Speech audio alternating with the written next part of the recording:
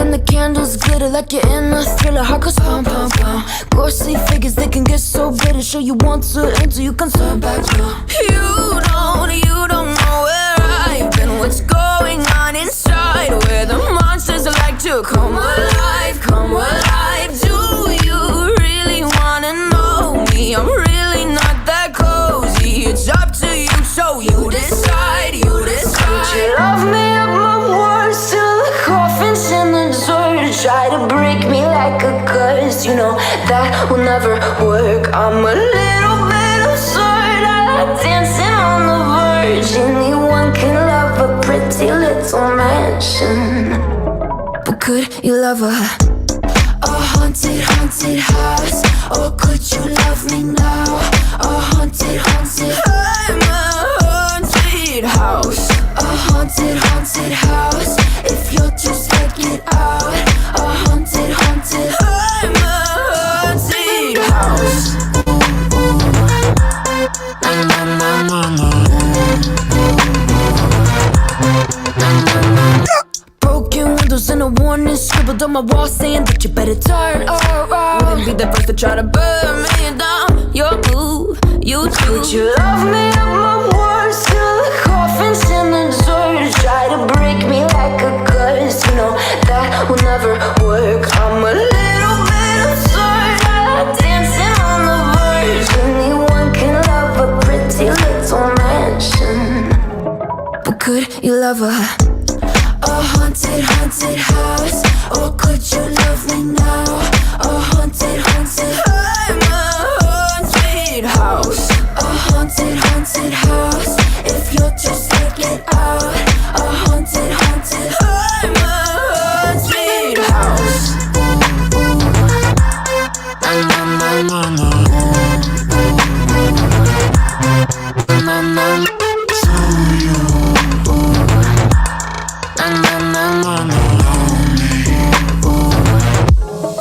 Could you love a haunted, haunted house? Or could you love me now?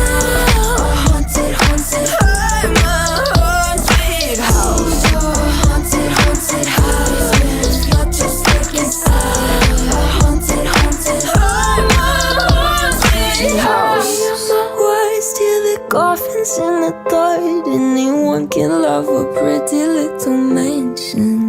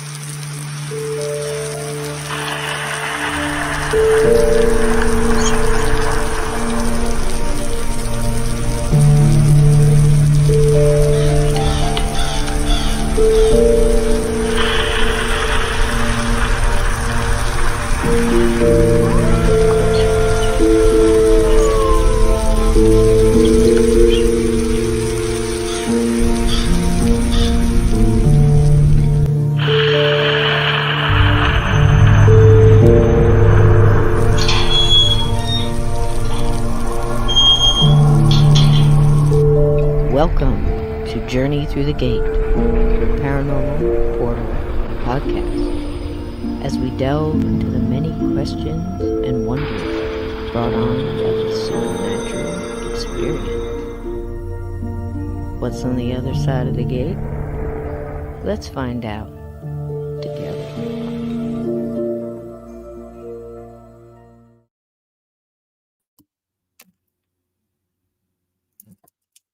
Welcome, welcome, welcome. Look at all these wonderful people in here. And Froze, you blew me away again.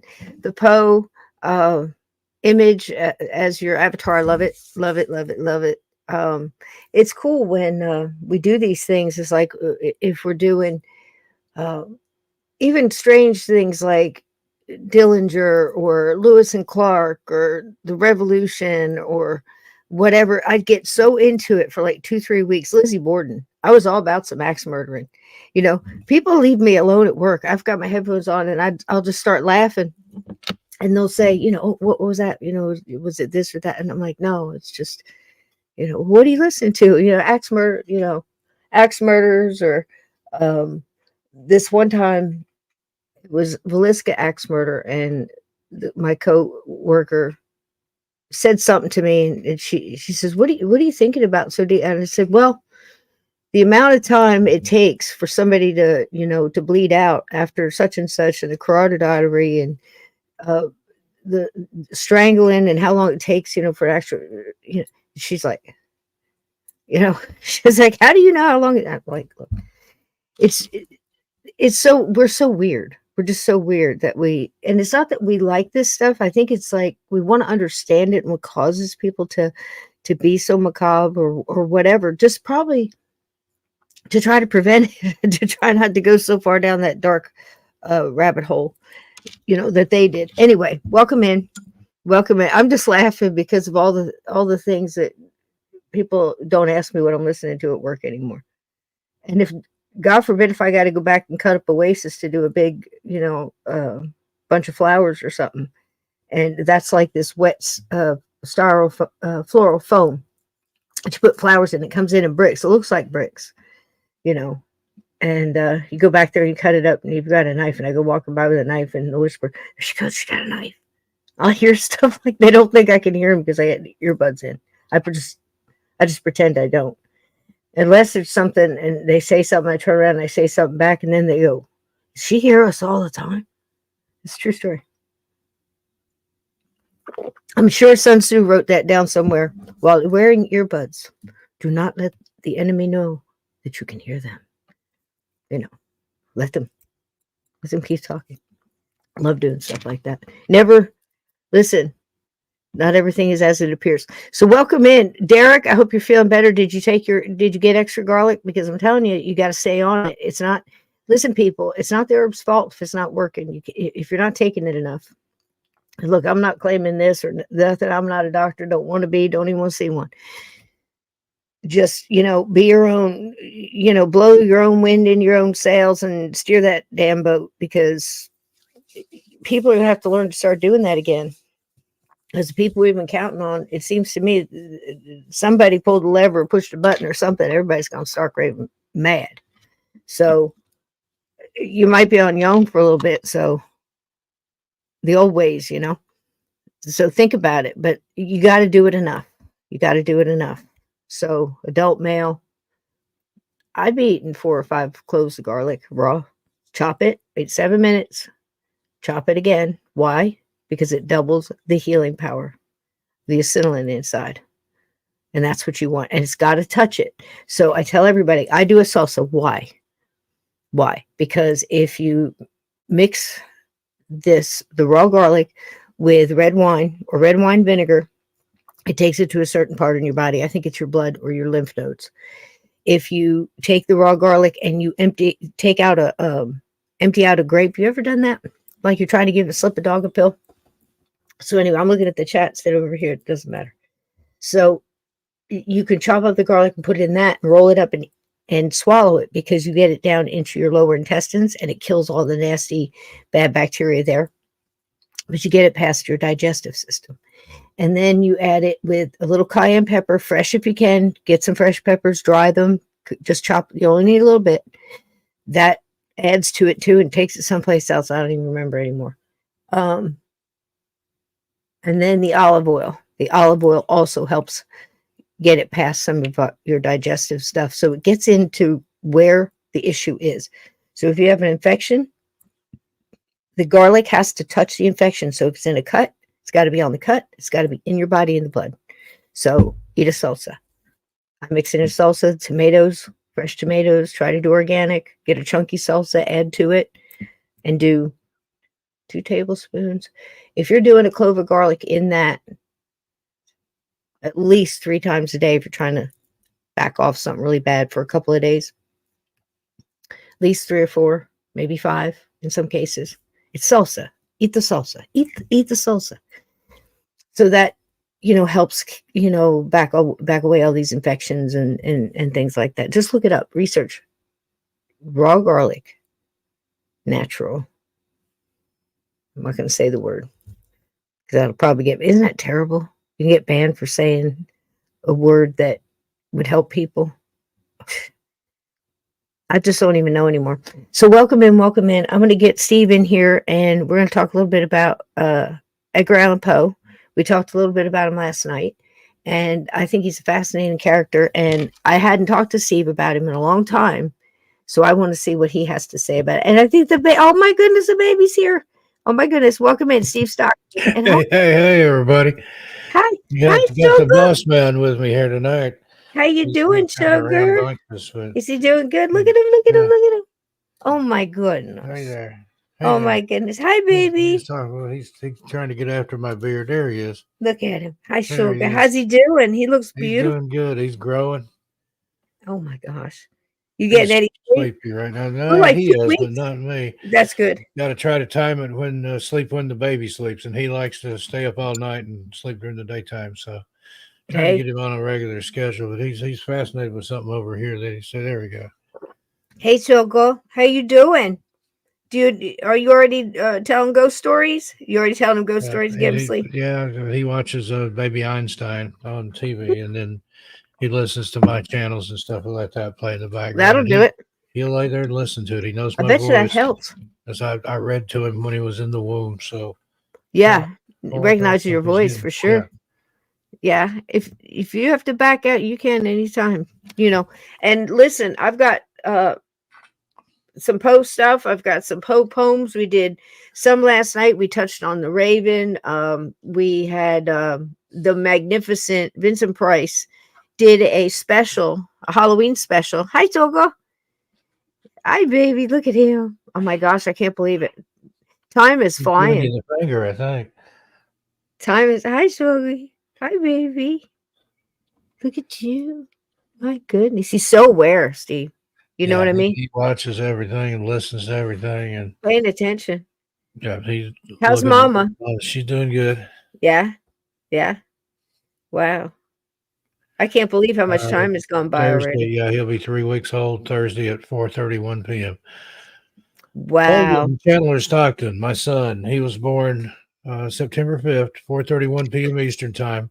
Yeah, he is, isn't he? 19.5 inches long. Yep, that's the same thing. And Edna's right there with me because that's what I saw. His eyes. He's just so alert. He's really taking in information. He likes colors. I've got It's young to do that. Tylenol sitting over here, and he likes that red color. That red. He's already getting colors. He notices anything. Black, white, red. Yep. Yep. Yep. Look at all the bacon you're getting, Shogu. Look at all the bacon. Aw. Yep. Yes, he does. That's the first thing I thought. We made a pretty baby. We sure did. Yep. And the mama's doing good. Happy to have a son. Mama's doing great. Everything's coming right along. Absolutely. And Ed, I agree. I agree. I was going to make some of my own this year. I've got lots of oregano, you know. Hey, Twiggy. Hey, Sugar. So what do you think about Poe? Head full of hair. Look at that. Look at that. All That's crazy. looks like he's trying to do a faux hawk or something there.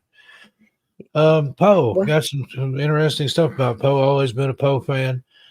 So is Nicole. Yeah. Last wow. July when we You're got close married. there. You're close to there. Yeah.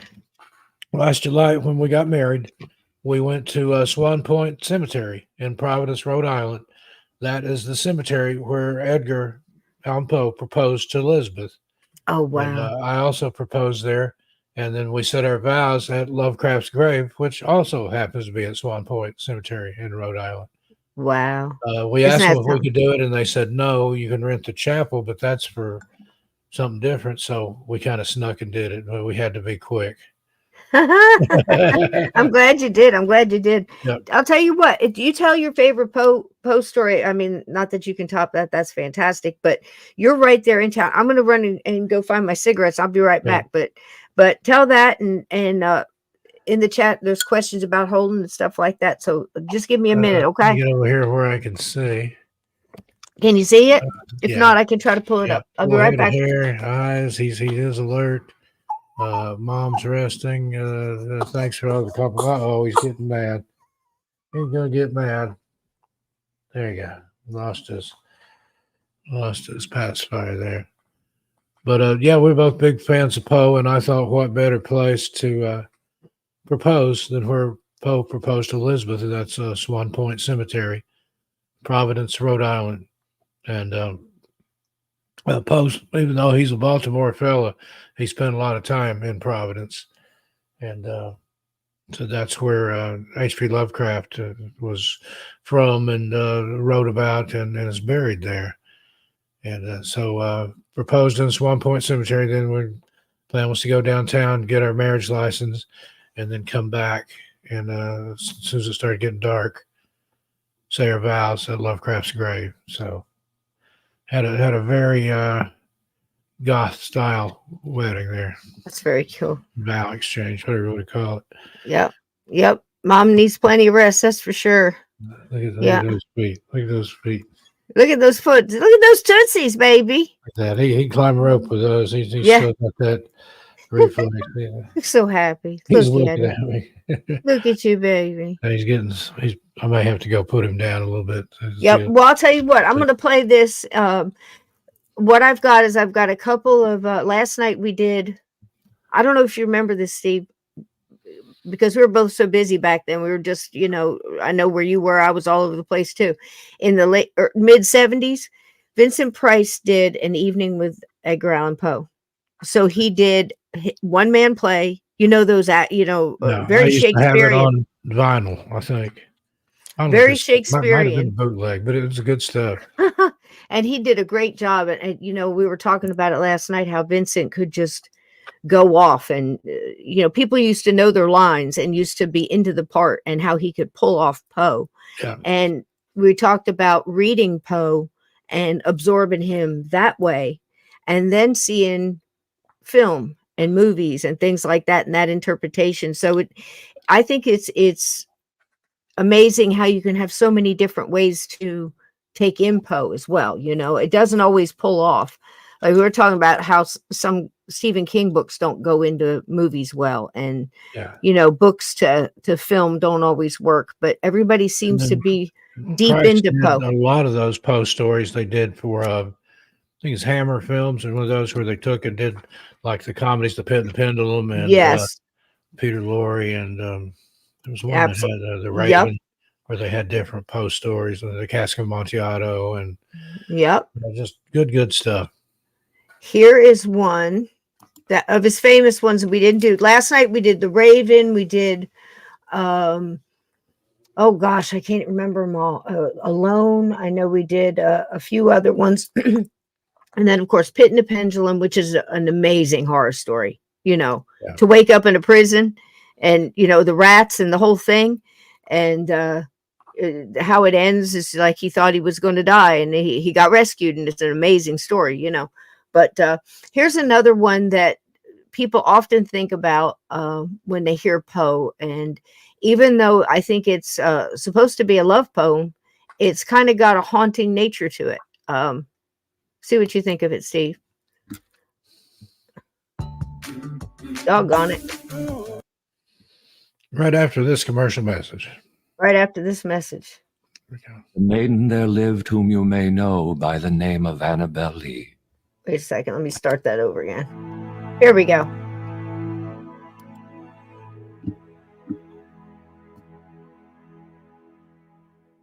It was many and many a year ago, in a kingdom by the sea, that a maiden there lived whom you may know by the name of Annabel Lee. And this maiden she lived with no other thought than to love and be loved by me. I was a child and she was a child in this kingdom by the sea, but we loved with a love that was more than love, I and my Annabel Lee, with a love that the winged seraphs in heaven coveted her and me. And this was the reason that long ago in this kingdom by the sea, a wind blew out of a cloud, chilling my beautiful Annabel Lee, so that her high-born kinsman came and bore her away from me, to shut her up in a sepulchre in this kingdom by the sea. The angels, not half so happy in heaven, went envying her and me. Yes, that was the reason, as all men know in this kingdom by the sea, that the wind came out of the cloud by night, chilling and killing my Annabel Lee. But our love, it was stronger by far than the love of those who were older than we, of many far wiser than we.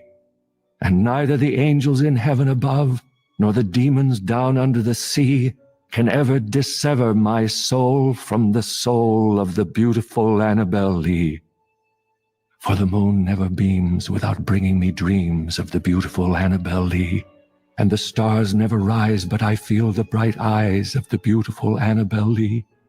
And so all the night tide I lie down by the side of my darling, my life and my bride, in her sepulchre there by the sea, in her tomb by the sounding sea.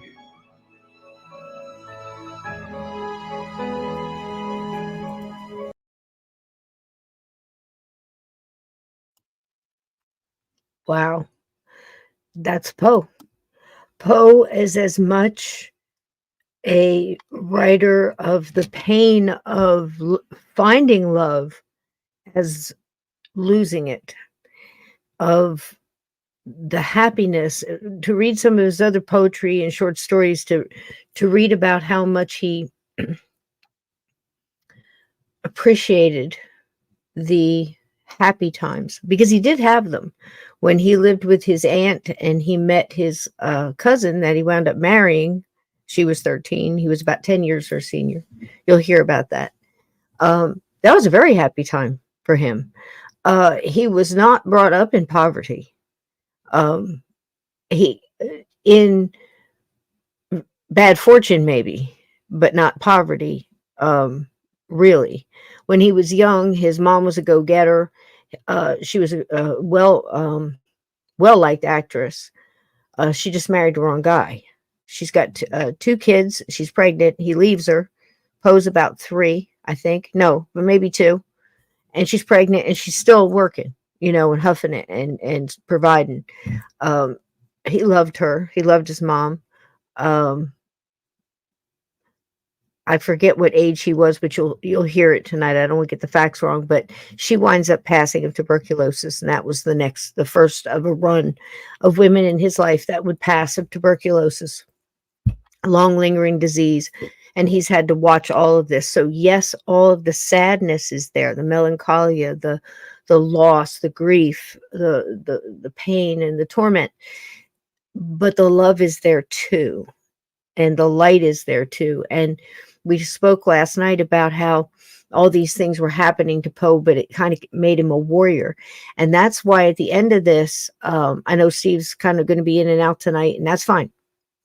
But toward the end of it, I want to make sure that we touch on this whole mysterious death thing, because he did.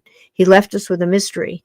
But let's get it right, because it's one of those that here, after all these decades, we can look back and we can honestly see what was kind of made up and thrown in for a narrative, and what actually happened, what's likely the most likely thing that happened, because he's even had words put in his mouth, the last words Poe spoke. And I've heard multiple authors that have really dug into it. They said it depends on who you talk to. And if it's that wishy-washy back and forth, what could, which one's real, so that kind of thing. I think we just need to give Poe the benefit of the doubt there at the end, that, he might not have died a penniless, ragged alcoholic in the ditch. I mean, he did die in the ditch, but, well, not, he started there.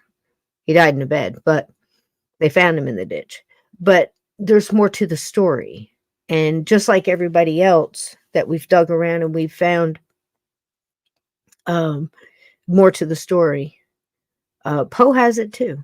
And it's still a mystery, and there's lots and lots of questions, but we have a few answers. So let's get started on that. That was another one of his poems, like I said, that was more on the angle of almost he was reveling in the whole idea of being in love, I think, in that one, and a little of the loss. And I think Poe was probably afraid to love completely, even though he couldn't not, because he knew there was loss coming. One of those, I get that, because, man, I've been there, and I'm sure a lot of you have too. So let's see what we've got next. Again, StreamYard has totally messed me up. That's why I was like crazy in the beginning, because all of my videos are here, but they're blank. So let me make sure I'm getting this correctly here. Let's do a little of his bio.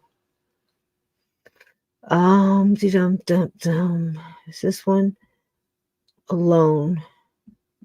Okay. Last night we did Alone, but I wanted to give anybody who wasn't here last night another. I love this poem. I love this poem. It's a favorite amongst many, especially whether you like Poe or not. People sometimes quote it and don't even realize it's Poe. But this one is, we're doing different people also in these two nights.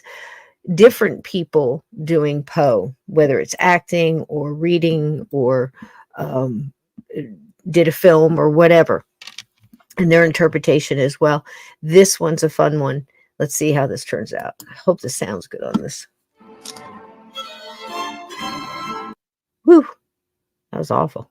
Sorry, guys. Right after these messages. This one is Basil Rathbone. Remember him? From childhood's hour I have not been as others were. I have not seen as others saw. I could not bring my passions from a common spring. From the same source I have not taken my sorrow. I could not awaken my heart to joy at the same tone. And all I loved alone.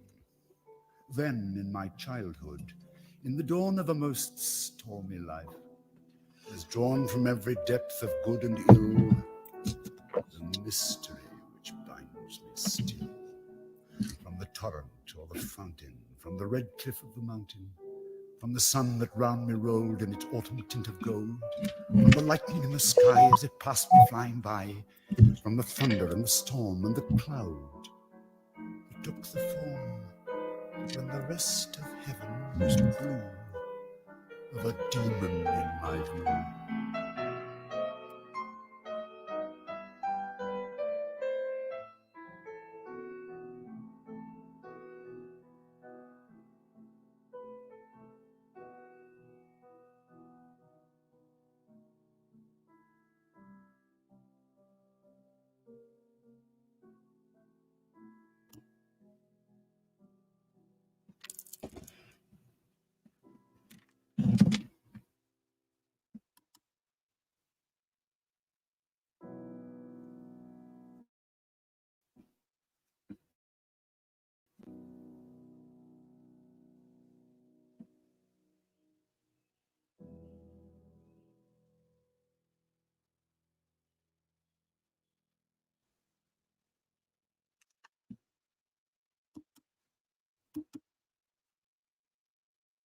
Something else.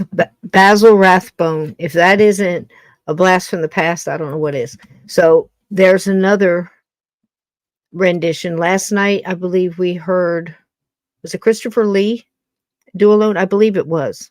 So welcome everybody else that's come in. Hanging, how you doing? And welcome in, Sean. And I'm sorry if I missed you, mods. We have great mods in here if you have any questions or anything else. But please, everybody, take a pause for a minute. Jump out there, hit the like, and that helps this channel out so much. Hit the like, subscribe if you're not subscribed. Doesn't cost anything. It's free. And we're always doing cool stuff around here. We're watching ghost stories and talking about all kind of wild aliens and stuff. We have a good time. It's having a good time.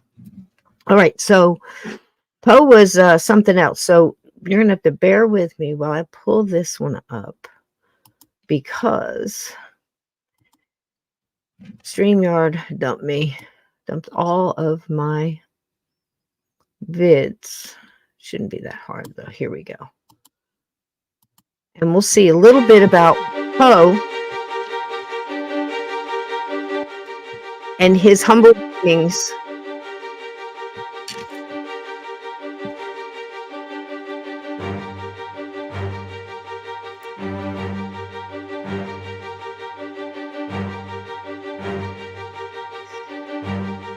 And so when you were saying, Ted,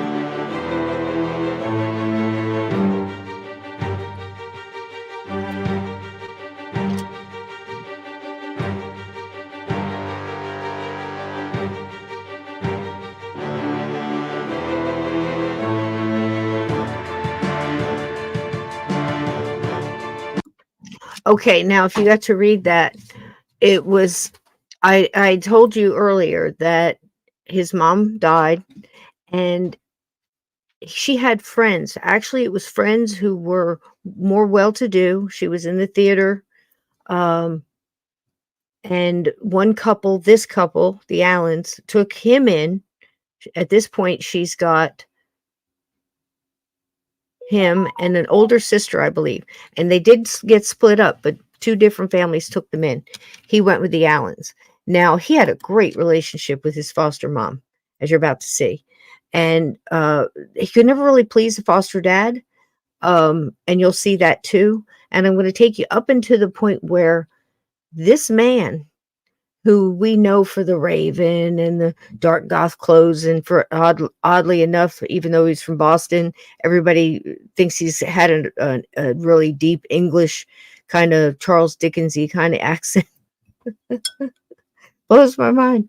He was from Boston, you know, and he did travel on. He went a brief time in Scotland to school, and but he was a great athlete. Did you know Poe went to West Point? West Point did really well. He just didn't stick with it long, and then he went to college in Virginia. But for some reason, because of this, what you just saw, the strained relationship with his foster father, he gave him just a little bit of money just to get started, and Poe didn't handle that well, and he did have a problem with alcohol.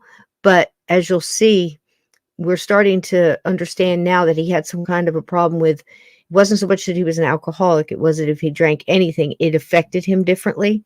He had one of 3 diseases. Don't ask me to name them, but the experts are now saying that he probably had. So he had almost an efficiency to get almost alcohol poisoning when he drank even a very little bit. So keep that in mind. But this is going to take you to the beginning. Let's continue on.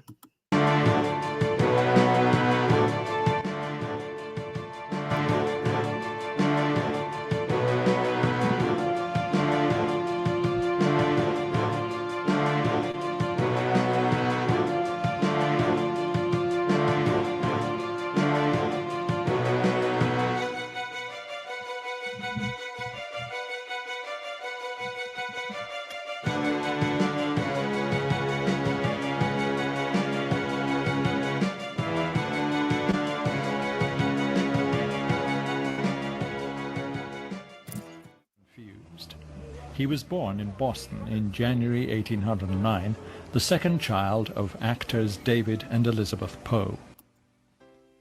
Elizabeth Poe was the daughter of an actress called Mrs. Arnold, who had apparently learned her craft in the Theatre Royal, Covent Garden in London, for so she was advertised. When Elizabeth arrived from England, she was 9 years old. Her mother teamed up with a man called Tubbs, and soon the young Elizabeth took part in their productions. As she grew older and her beauty and talent matured, she became the star of various companies up and down the eastern seaboard. She married another actor, Mr. Hopkins, in 1802. He died in 1805, and almost at once she married another actor, David Poe. David Poe had begun his adult life as a law student, but gave up his studies to go on the stage. Whether his talent merited the move is hard to say, but the family certainly was very poor. We know little more of David Poe, except that he disappeared in 1810. Either he died, or he ran off with another woman. Elizabeth Poe was left in Boston with 2 children, and expecting a third. The eldest boy, William, was adopted by relatives, but taking Edgar along, she went on working as and where she could, up and down the country. Apart from the difficulties of her pregnancy, she was already suffering from tuberculosis. While working in Norfolk, Virginia, she gave birth to her daughter Rosalie and had to go on working to support the 2 children. Her last engagement was in the town of Richmond, Virginia, with its splendid state capitol building designed by Thomas Jefferson. Not far away, in these simple buildings no longer standing, Elizabeth Poe lodged for a time and died at the beginning of December 1811. Fortunately, she was not without friends who were concerned about the plight of her children. She was buried in the churchyard of St. John in the upper part of the old town, and 2 women immediately agreed to adopt the children. Edgar went with a Mrs. Frances Allan, and Rosalie with Mrs. Allan's friend, Mrs. Mackenzie. It was a lucky chance for the 2 children, for the families were well off and well able to care for them. Frances Allan was then 25, married for 8 years, and childless. It is not hard to believe that she was delighted to adopt the attractive, curly-haired little boy, Edgar. She was a good woman, and her husband a prosperous merchant who owned a part share in a large store in the town. So for Edgar Poe, it was a wonderful stroke of luck. John Allan was a Scotsman who had arrived in Virginia about 1795 at the age of 15 to work as a clerk for his uncle William Galt, a leading merchant of the city. With Galt's help, Allan eventually set up as a merchant with a friend, Charles Ellis. Their business, a general store, pictured here in later years, but also a substantial tobacco exporting operation, prospered. At first, the family lived over the shop. Richmond at this time was a thriving, stable community with fine churches, like the one in whose yard Elizabeth Poe was buried, and an increasingly prosperous middle class setting itself up well in houses like these.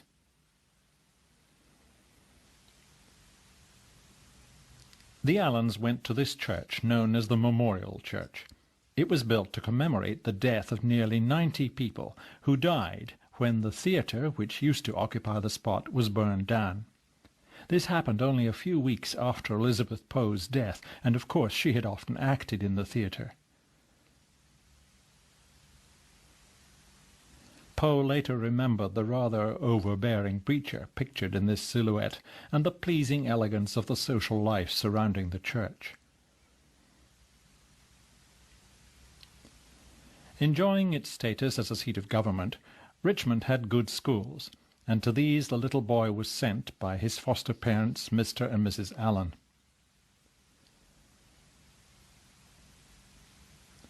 Allan had plans to expand his business in London, and taking his family along with him, he sailed for England in 1815, when Poe was about 6 years old. On arrival in Liverpool, they went north to Scotland to visit Allan's relatives. They were well received, and an attempt was made to settle Edgar into school in Irvine, where the Allan relatives lived.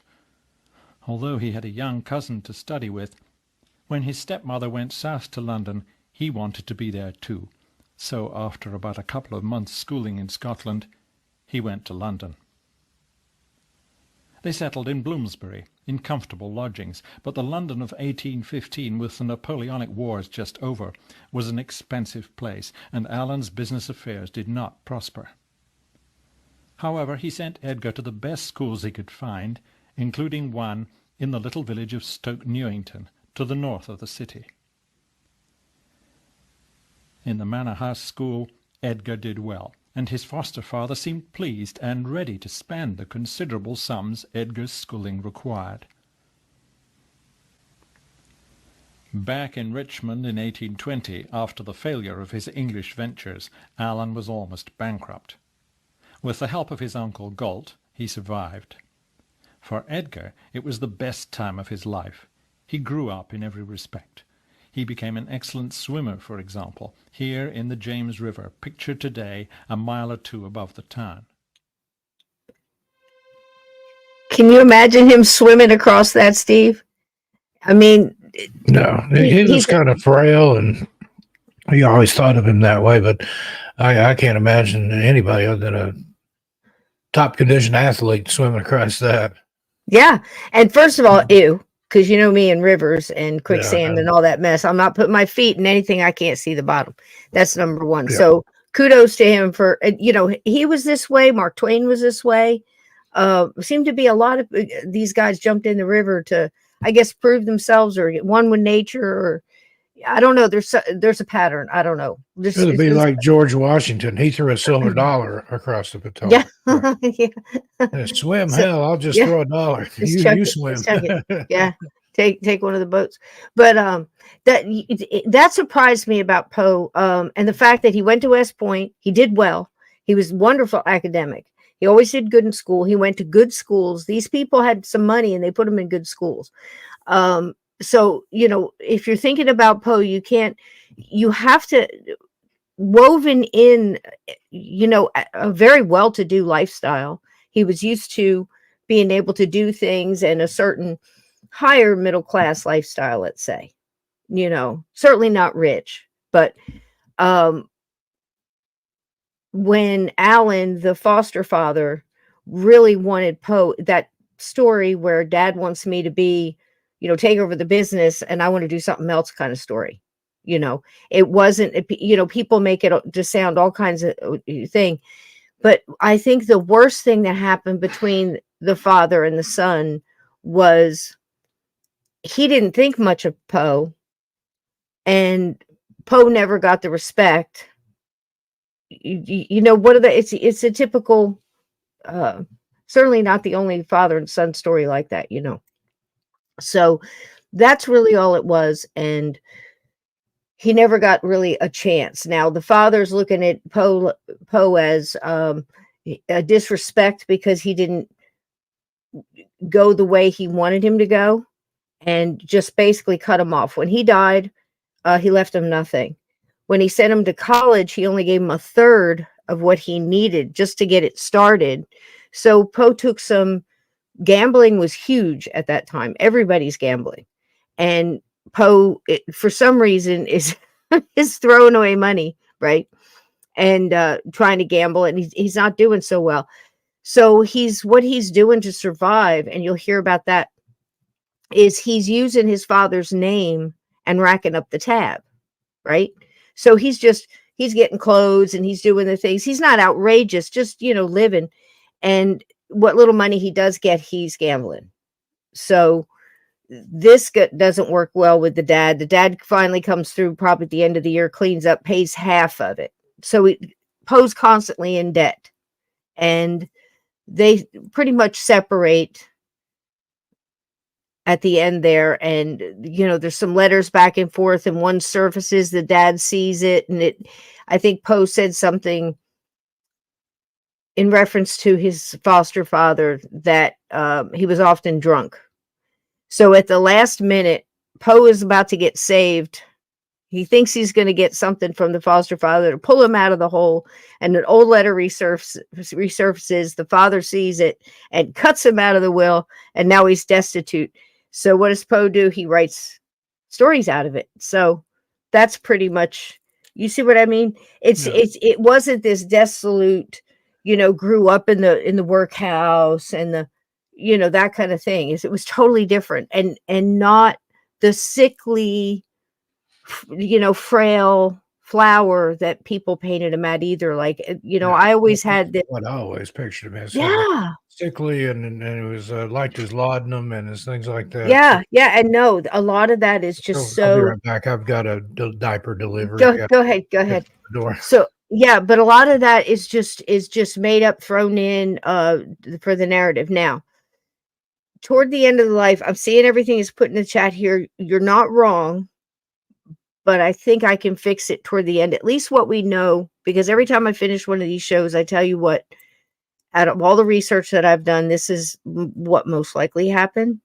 Where we're at now with all the new information, like take out all the old, just like Washington and the cherry tree, you got to take all that stuff out and start clean. That's why I'm telling you about how he was when he was young. He was very educated. He did very well in school. He was a great athlete. I can't remember all the different things he did. I can't remember his archery or whatever. It was like 4 or 5 different things. And he excelled at all of them. He did very well. People liked him. He, like I said, went to West Point. He did well there. He didn't finish, but it was some odd reason. I can't remember what it was, but it wasn't because he couldn't hack it, and that's no small feat. This is where officers go to learn how to be the elite, So, yeah, I mean, it's a different look at Poe, like I said, too, an avid swimmer and all that stuff. So anyhow, that's that. So when you hear people talk about Poe and you say, well, his dad did this and this, this is what happened. It was kind of a normal, organic kind of, they just became estranged, and he was left out of the will. And that was kind of, it was mean. And there was something else too. He had to get rid of Poe because the father had an affair and had kids, a family over here with some kids over here, and then an illegitimate kid over here. So, facts keep coming, don't they? Yeah, they do. And the thing is like documents and letters and journals and things like that are found. And some of the things in where he died in the room, it was like one doctor was there for a short amount of time. He left and he kind of wrote a book. And some of the information comes out of there. And then there was other people there, and they had a written account of their memory of what Poe was doing and how Poe was. There were several doctors involved. There was a good autopsy.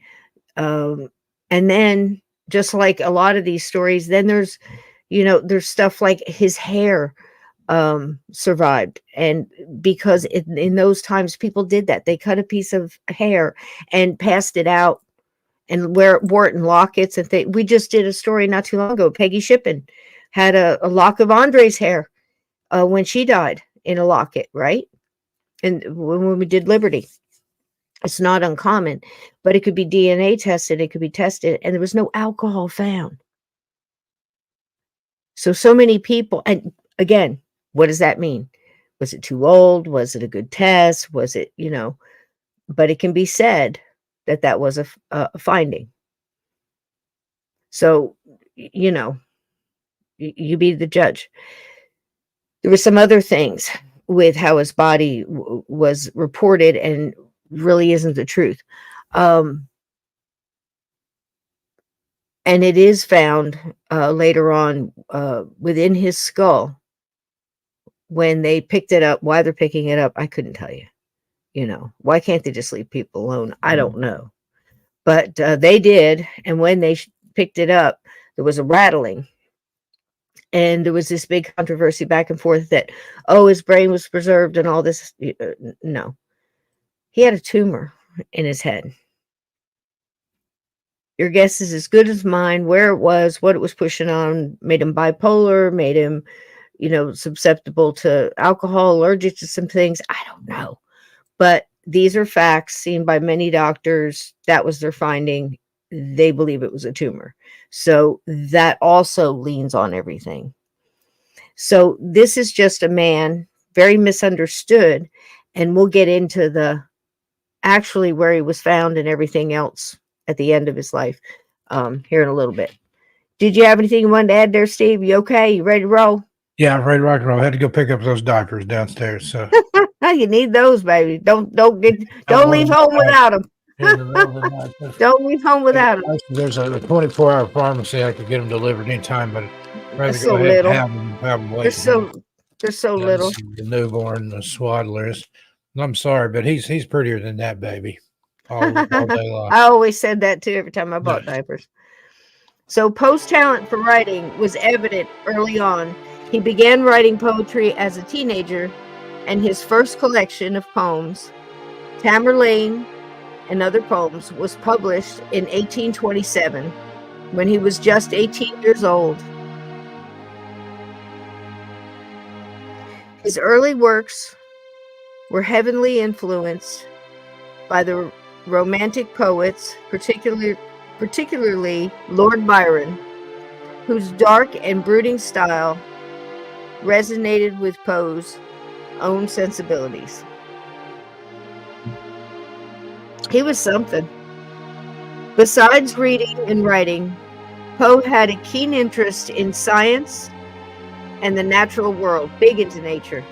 His early schooling included studies in mathematics and science, which later influenced some of his works.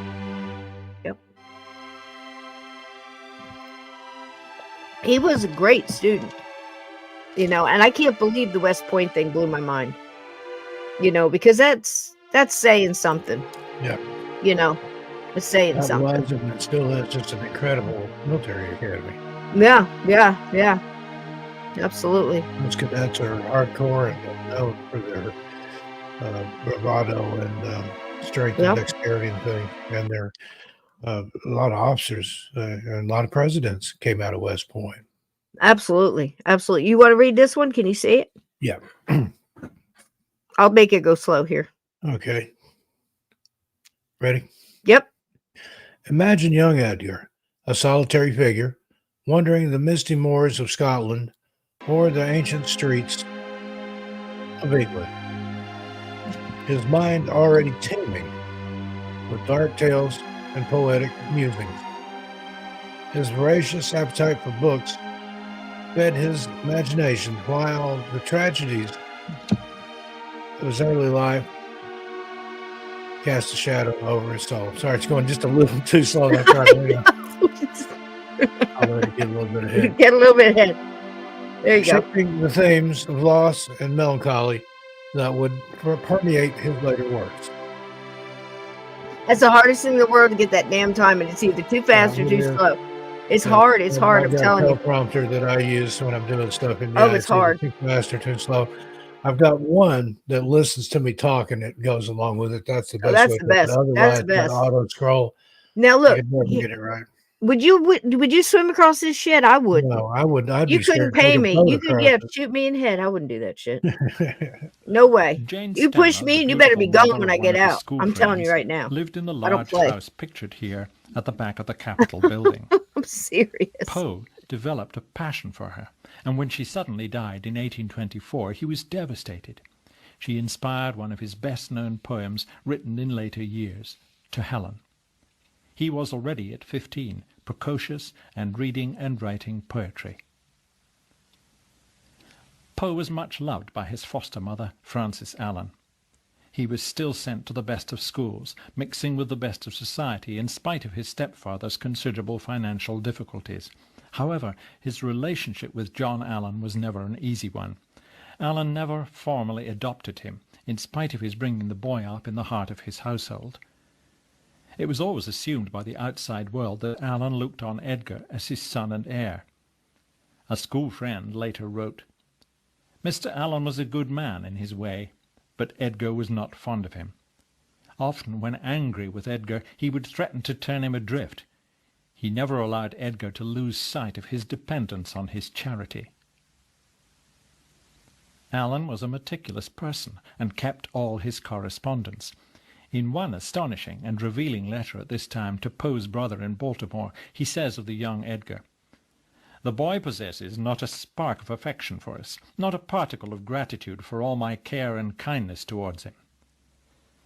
It was a harsh judgment, but it makes what followed in their relationship easier to understand. Of Poe's character, his boyhood friend Thomas Sully later wrote, "He would never allow the big boys to tease me and was kind to me in every way. I used to admire and envy him. He was so bright and clever and handsome."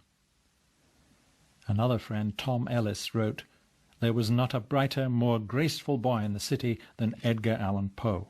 Graceful and How handsome. did John Allan get it so wrong about his foster son? Whatever the reason, when Edgar was 15, John Allan succeeded to his uncle Galt's fortune, making him one of the first citizens of the town. The rise to riches did not improve his relationship with his foster son. Allan bought this house and the prestige that went with it. Look at that Across house. the road lived Elmira Royston. And she's 15 pretty as a years picture, old, isn't she? Look at beautiful, her. and as it turned out, sensitive and intelligent. Within months, she and Poe had unofficially become engaged to each other, and in later years, Hey, Sarah. Elmira confirmed the depth of their feelings. Meanwhile, John Allan had developed I don't good know what reasons this for is. getting rid of Edgar. Allan had an illegitimate son by a former mistress, and more See? children by another woman. It is very likely that in a tight society like Richmond, This is Edgar deep. had learned about these liaisons, and he would undoubtedly have been hurt Yeah, on his stepmother's absolutely. behalf, and all too ready to accuse Allan face to He face. is too, though, even though he looks evil right here. In his So newfound eminence, Allan see could him not coming. afford a scandal with his wife, and as Poe was devoted to Look at her, Francis though. and full of ideals about honour, he's a he lucky could not dude. easily be kept Look at these, all quiet. these people he's messing He with. had to be got rid of. Casanova. Look at that house. Wow. Okay, here's another one. Let's let this one roll a minute. Edgar, oops, you stopped it. Do you want me to let it roll? Go. Yeah, let it roll. Okay. Okay.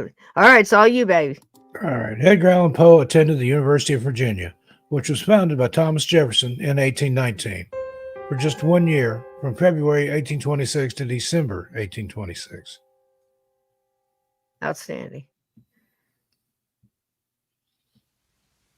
Look at that. Isn't that beautiful? In 1826, Edgar Allan Poe joined the new intake of 177 students. He was 17 and bent on being a professional writer. This idea did not go down well with the pleasure-loving young Virginian gentleman by whom he was surrounded. Art was all very well, but it wasn't work for a gentleman. It was also entirely at odds with what John Allan wanted of him, if by now he wanted anything. Students were housed in the hotels that lined the green in front of the rotunda. Professors occupied the delightful pillared houses in between, and much thought was given as to how the university should be run. Poe eventually settled Thank in you, this Kat. room in the block known as West Range. Here, Poe studied and struggled with the problems which began to beset Good one, him. hanging. How you doing, honey? From the very first week he got into debt because the money John Allan had given him was not enough to cover the initial expenses of the school. But as Allan's son, he got credit easily enough. When Allan did not send more money, Poe gambled, as everyone else did, and ran up more debts. I don't get Not that. doubting that Allan would pay in the end, he spent freely on clothes and Look at that, and that's entertainments, something. and before long he was head over heels in 1840s. difficulties. It was from this Look time at that. he had a reputation for being a drunkard, That's something crazy. that dogged him for the rest of his life. It seems that, in fact, very little alcohol produced in him disastrous effects. See, just a little bit could put him over At the the end of his edge. first year, Allan Something was brought wrong. him home, paid the most pressing bills, and more or less made it clear that from then on Poe would have to fend for himself. It was a dreadful predicament for the young man, until now used to comfort and even luxury, and the expectation that they would continue. Of course, part of Allan's plan to discredit Poe Yes. had included breaking off relations with This is Elmira. terrible. All his letters to her were intercepted. When I her hate parents were that. told Poe would not Why? inherit Allan's Why? wealth, they arranged for her to marry another man a few months later. That ain't right, man. Having left home and got somehow to Boston, in desperation he joined the army as Private Perry. Within months his good qualities had been recognized, and he Poe was was in the doing army. well. It is strange to find the would-be romantic poet in so fundamentally unpoetic an organization as the army. However, even Did you as know Private that? Perry, he had pursued his poetic ambitions. Blew my and had mind. his first I did book of not know poems that. published in 1827, Tamerlane and Other Poems, and it established one of the most remarkable And did elements well. of Poe's character, namely that no matter how he was buffeted about by life, he kept on writing. That's it. carefully and well. He was a warrior. Poe was He a was, in warrior. fact, a true professional when it came to the work he cared It's about. amazing. Go ahead, Poe. His Cross army that career river. was successful to such an extent No that he was way. accepted at Uh-uh. West Point Military Academy as an officer cadet. Look at that. This time under his own name, and with some signs of support from Allan, How whom about he that? continued to write to, asking for help. West Point.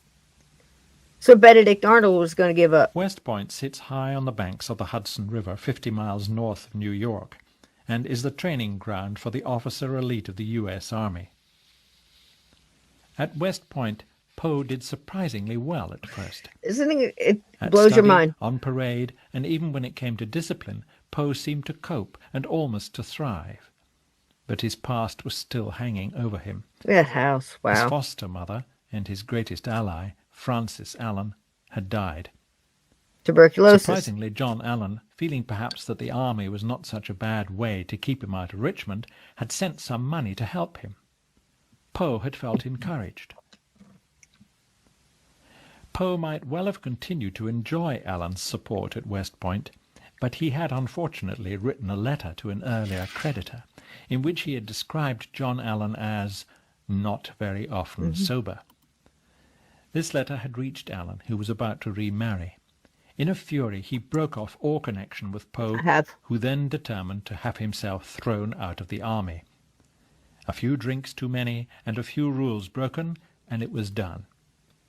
In February 1831, he was Out he dismissed went. from West Point. Out he went.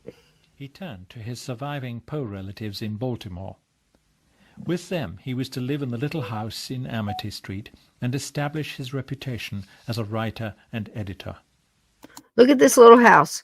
Now this is where he was. This is where he moves in with his aunt and his young cousin Virginia. And he grew up with. This is where Poe was happiest. You know, imagine. And he falls in love with his first cousin, which I guess wasn't as obscure as it sounds back then. I mean, a little before Jerry Lee Lewis did it, and Elvis married a 13-year-old, didn't he? And Steven Tyler too. That's off the top of my head. You know, that's just off the top of my head. I'm sure there's a lot more I don't know about. One of the Rolling Stones, Jimmy Page. There's a whole list. Yep. So I'm going to rush through this just a little bit and tell you that this is where Poe was happiest, and start right about here, because I have something I want to show Steve, and I don't want to run out of time. So let's take it from here, I think.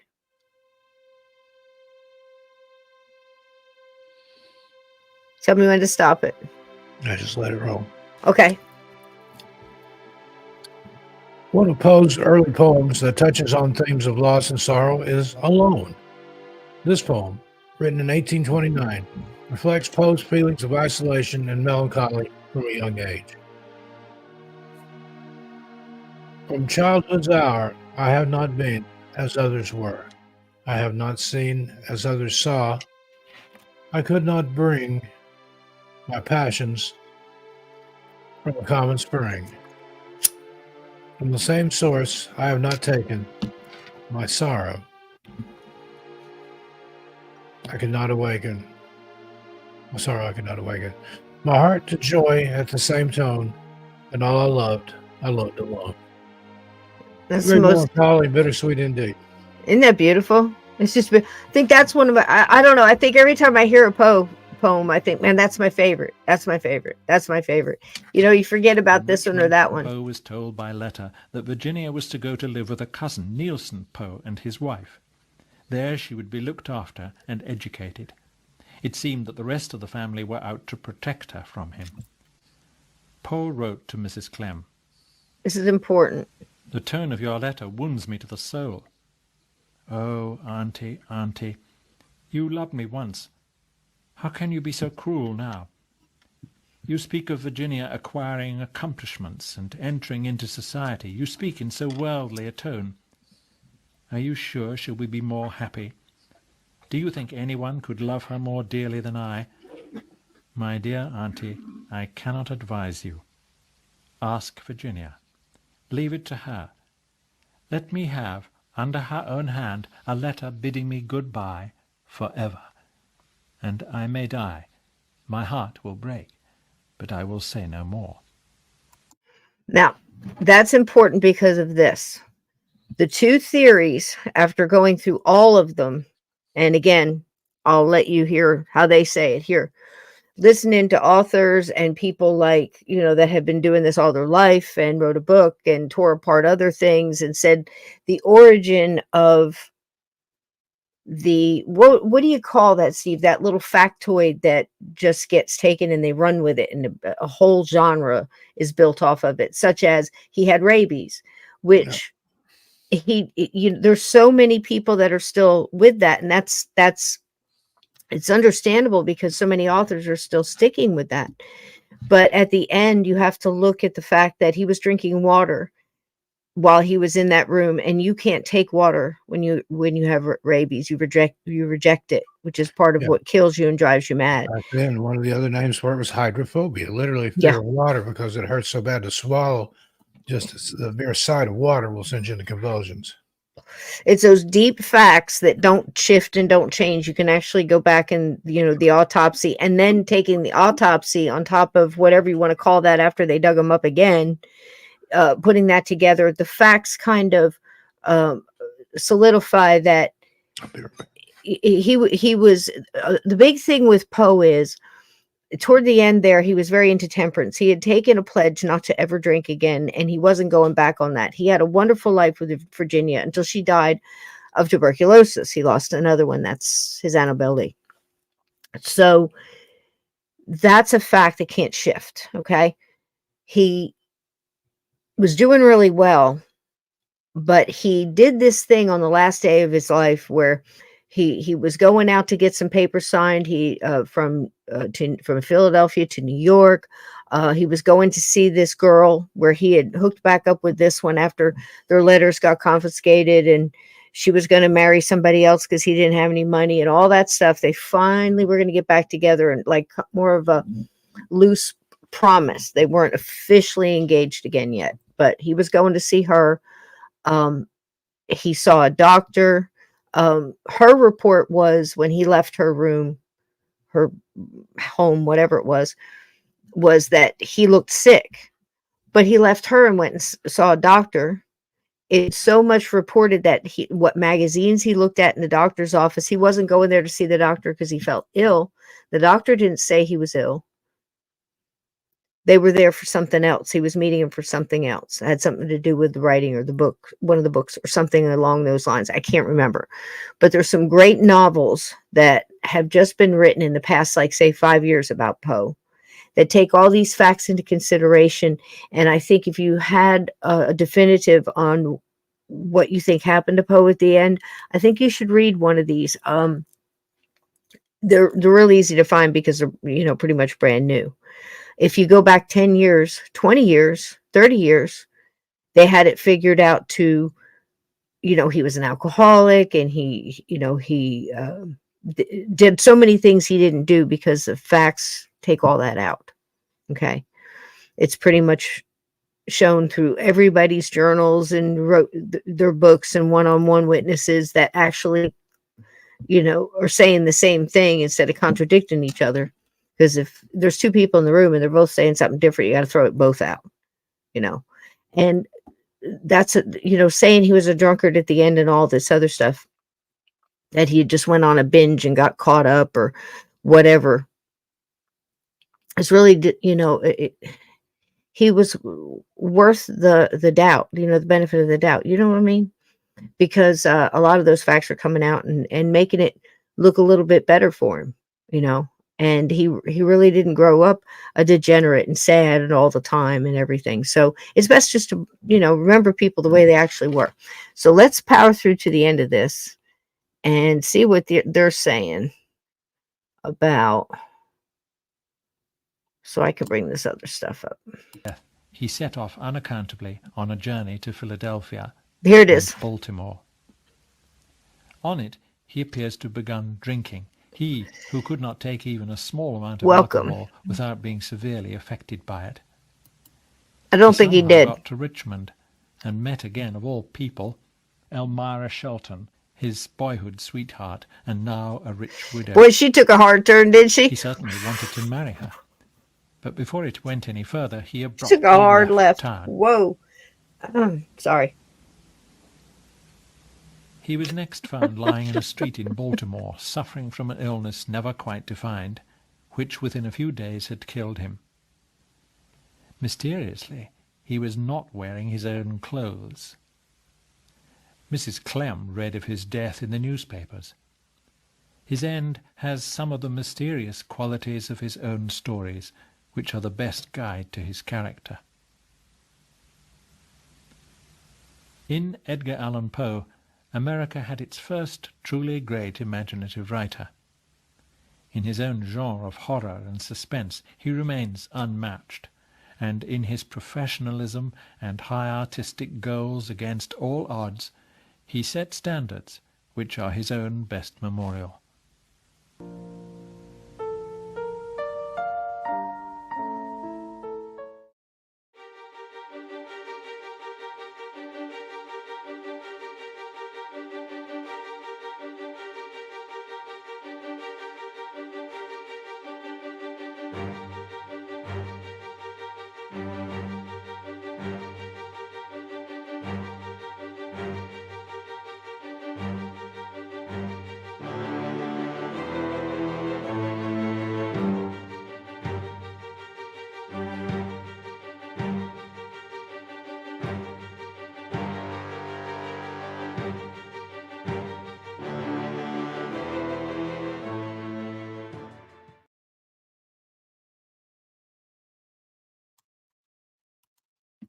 Okay, so he's found in the gutter by a friend. He didn't have bottles and stuff around him. His clothes were not his own. That's a fact. He was delirious, and he was found outside of a pub where they were doing voting inside. And at this time, when there's an election going on, we've all heard by now of the Shanghaiing pretty much of people for votes, and it's called cooping. And the reason it's called cooping is because they actually put people, they give them drugs, okay, they give them a drink, and they start out with people that they can get drunk really fast and people that aren't hanging with other people, other friends, not in a group, and they hit on them. Well, he walked right up into it. This is what I believe happened after reading all the things I could read and researching what I could read up to this point. Now, if something else comes out, we'll have to change our minds, but this is where my theory is at this point. He's found right outside in an alley of this pub where they are doing cooping. They take the person, they get them drunk, they give them a drink, they slip them a Mickey, big back then was morphine. They line them up to vote, and they put the vote in, and then they take them in another place and another place and another place, and they hold them for days. They feed them very little, and they keep them liquored up. And look, this practice still goes on today, no doubt. And maybe not so much for the voting, but human, starts with a T, and, taking people against their will to other places, into the third ring of hell. One of the highest commodity. I think it's over drugs and weapons now.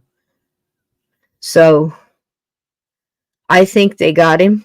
I think they drug him around because he was missing for 5 days. Some accounts say 3, some say 4, some say 5, but it's pretty much at this point where people are, nope, it was 5 because this matches up to this. Now, the reason I stopped the tape and I said, hey, this is important about the family being so dead set against him marrying sister is because when he went to go see the sister and got off the train and went to see her, remember I said that she said he was sick and he didn't look good and all this other stuff, right? And she didn't even know if he was going to take the train because he was that ill and all this other. Her 3 brothers did not like Poe. And one of the theories out there that's kind of weighs a little strong is that they did it to him to try to deter him from marrying the sister and putting him back on the train and got him drunk and lost him somehow or left him and then he got picked up. Well, it's possible, but they're not mutually exclusive. I mean, both could be true, right? Because he had those missing days. When he was finally picked up, if he had any kind of brain injury, which, you've got multiple doctors saying they think he had a brain tumor now, and a fairly large one at that. Then he died of whatever else, the effects of that, because, it's also known that within his family, he had that alcohol thing where he'd have a little bit of alcohol he'd act like he drank a whole bottle, So there's your theories. It wasn't rabies because he was drinking. He was lucid at times. There are things where he's yelling out, Reynolds, Reynolds, Reynolds. Well, was he saying something about this or something about that? The other 4 people in the room said he didn't say that. You have one guy that wrote a book that put it in there. And there was a family that was named Reynolds that came to visit him. And maybe that's where the name came from. Because there's people in and out, in and out. You know how Lincoln's room was when he was dying? The people, it was like Grand Central Station, right? So I don't know where your theory is, but that's pretty much the facts it boiled down to. If you want to watch more of that documentary, it is the Edgar Allan Poe documentary on YouTube. You can watch that. There's 100 of them out there. But here's the thing. I would grab the ones that are recent and aren't really trying to push an agenda, but trying to give you the facts that have come out. Because again, just like all these other cases that we've done that are 100, 150 years, right? So much new stuff has come out, and families like 3rd, 4th generation of the family is finally like, we don't want these letters. We don't need this journal. We don't need this stuff. So here, donate it to a museum. Some historian goes in there, goes over all the stuff, puts it all together, writes another book, and that goes into the pile, but it's new facts, new collaborations, new validations, new things that throw other facts out that, he never said, may God rest my pitiful soul. And I think Poe would be embarrassed that we were remembering him like that.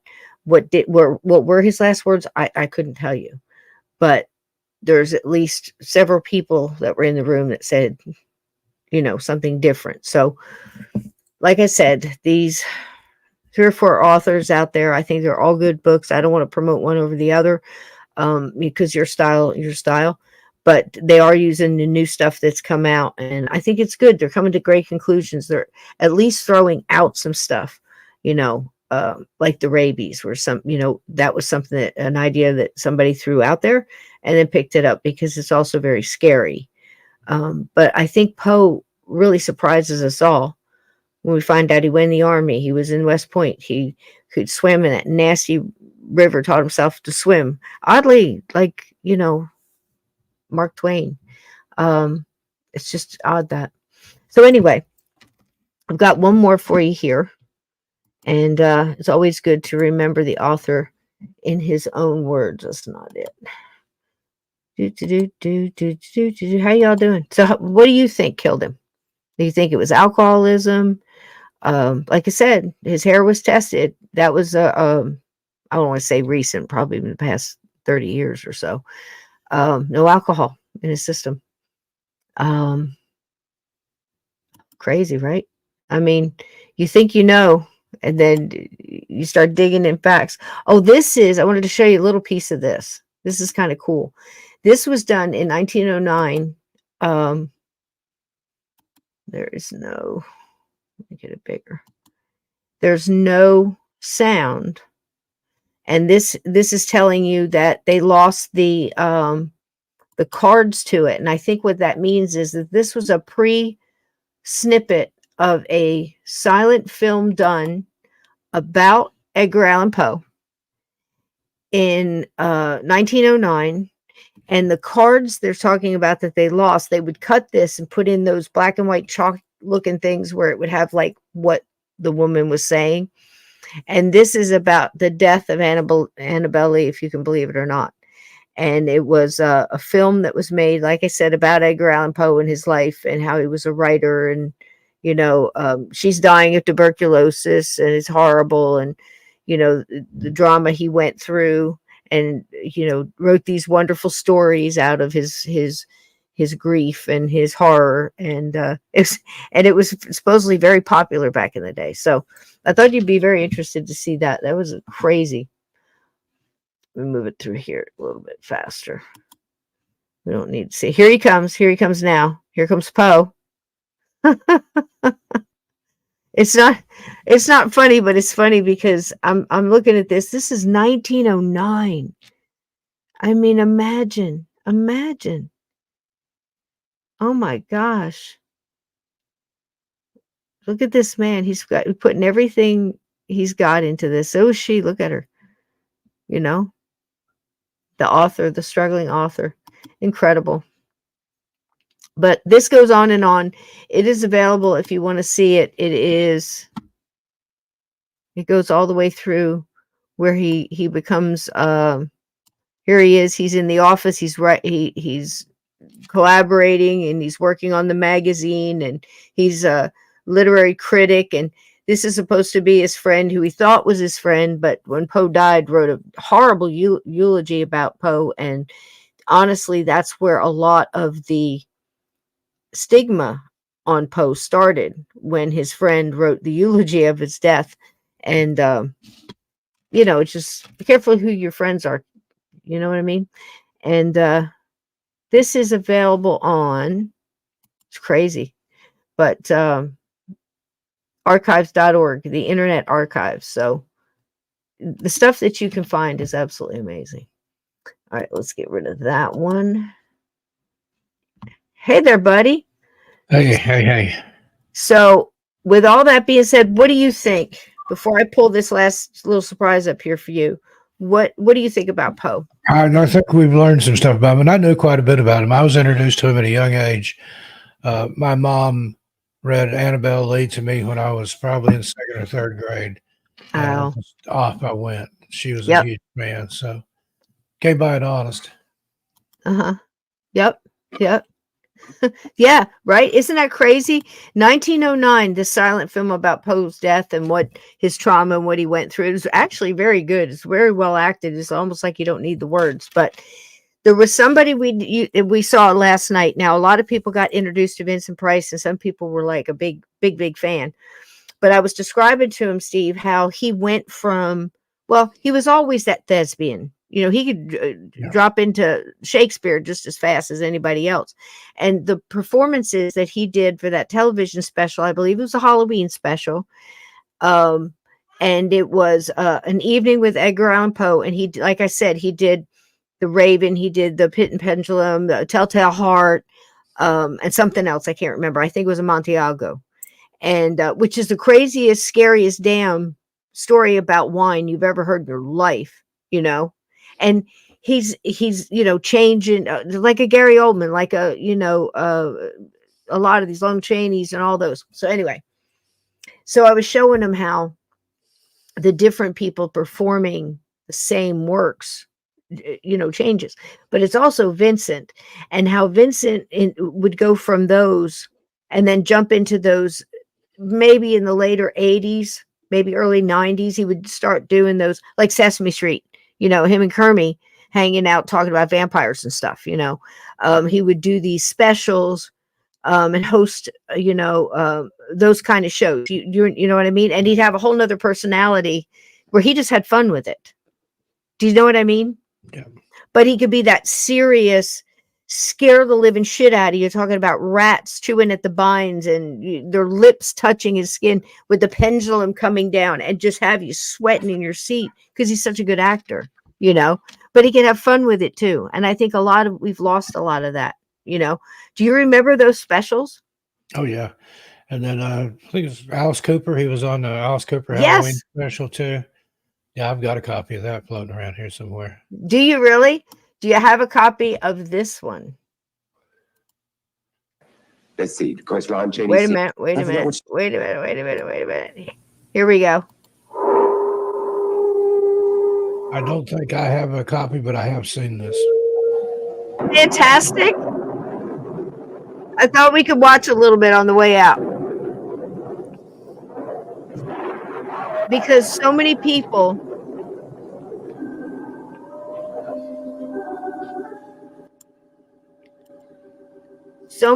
are in this, Steve. 1974. Where were you? I was in high school. I was 11 years old. I was in getting ready to go into high school. Wow. I would have been in 5th grade. Thereabouts.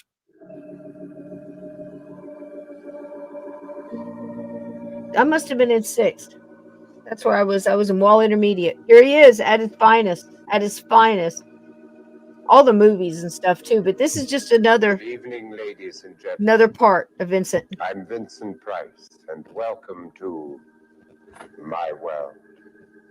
It is indeed an honor for me to guide you through the Horror Hall of Fame, where you'll meet the great stars who made your flesh crawl, where you'll see scenes from your favorite motion pictures that gave you nightmares.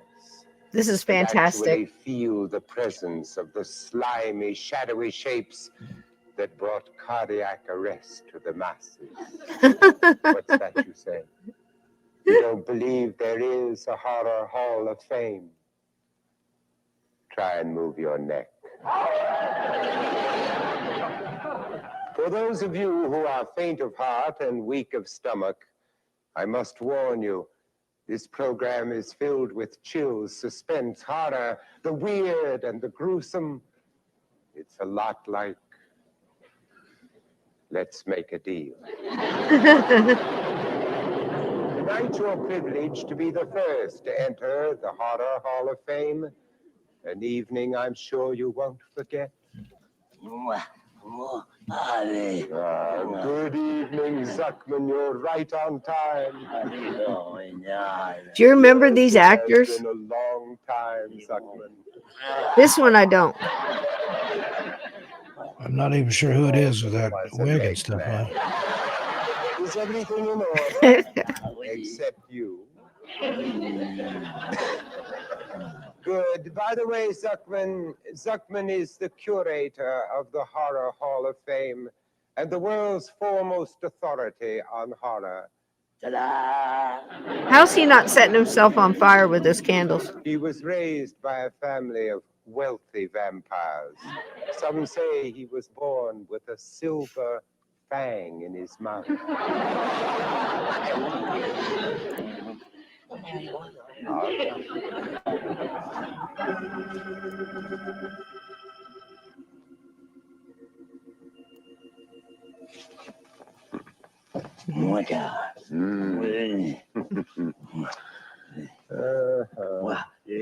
Oh, thank you, Zuckman.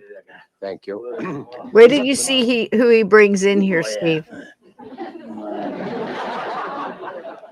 Thank you so much, Zuckman. Oh dear, there's no place. I like know, home. and being with all my old fiends, I mean my old friends again. He's here so in the corny. Horror Hall of Fame room. The most famous names in the world of horror, the unholy three. Lon Chaney Sr., the man of 1,000 faces. I love who will him. forever be remembered for his Hunchback of Notre Dame and the Phantom of the Opera. Boris Karloff, who came to us as a Christmas present in 1931 as Frankenstein's monster, and the 500-year-old undying Count Dracula, the great vampire figure Bela Lugosi. Now, Lon Chaney Sr. left us a son, Lon Chaney Jr. His contribution was the unfortunate lycanthrope Larry Talbot, the Wolf Man. Such memories, and who man. can forget the Lord High Minister of all that is sinister, Yep. Peter Lorre. Peter first came to the attention of the American horror fans in the picture Mad Love. It was later remade by Doris Day, called Pillow Talk. I don't find your Remember him? humor very amusing, Mr. Price. One more comedic outburst. It's I fantastic. shall be forced to remove your tongue and use it as a topping for my antipasto. She's married to my Uncle Pasto. Uncle Pasto and antipasto. Ladies and gentlemen, welcome the brilliant actor whose fine characterizations have immortalized so many luminaries in the Horror Hall of Fame, Mr. Frank Gorshin. Frank Gorshin. He was on all the shows back in the day. You're making fun of me. No, I'm not at all. Vincent, it's nice to be here. Nice to have you here. It's outside. It's raining outside, and car broke down. The bridge is out, and I need a place to stay for the night. Well, you're in luck. We happen to have a spare room. That's if you don't mind sleeping in the mausoleum with a stiff. Why should I mind? I once shared a dressing room with Ed Sullivan. That makes good sense. Frank, you've done so many impersonations of very famous people, but I think some of your best are the horror stars. When I was a kid, I always loved going to see a spooky picture, a horror picture, with Boris Karloff or Bela Lugosi and that kind of people. And the monsters they played were so believable. I mean, these people were great actors. Yes, they were. The monsters that they created were real. They had soul, whatever it was. But anyway, they would scare so much that a person watching the movie would, at least this was true of myself. I found that fascinating. I wanted to do it, and I found myself scaring the whole family. Yes, he did. And with my brother, I would carry on with him. And to this day, I change my kid's diaper like Bela Lugosi.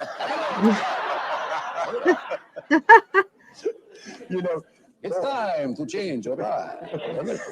You're gonna have to do that, Steve. Did you ever know him? Did you know him, Boris? Huh? Carla? No, he was a very brave and a really strong man. And he was also the Riddler on Batman. Yet he would go right ahead and play. Yes. That's right. That's where I know him from. Wonderful man. Absolutely. Very funny story about him that I like. He was fantastic. I was just The talent that these people had. I did a recording. Multi-talented. Of, a single on which I did an impression of Boris Karloff. Yeah. I forget which studio it was here in town. But I left the studio. And then after I finished, Boris Karloff himself, so I found out the next day, came in because he had to record something. Yeah. And the people in the studio played my impression of him. Yes. And I was told then that he listened to it and found it amusing. And afterwards he said, "That's very nice, but I don't lisp."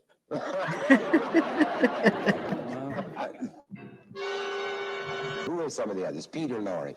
Peter used to do the greatest imitation of himself. I did a lot of pictures where when he'd hold his nose like that, and then it sounded just like Peter Lorre. But nobody knows that, excepting you and me. It's our little secret. And now, I shall pray to you for the last time. How about Lugosi? Do a little Lugosi. Yeah, I do, but I just did. I changed my kids' diapers. The other kid, who played the mummy? Was it Karloff? That was Karloff. Oh, it was Karloff. Yeah. The Tanner I leaves. love doing the mummy. Yes, I do too. I used to do him. What fascinated me, can you see John Wayne playing the mummy?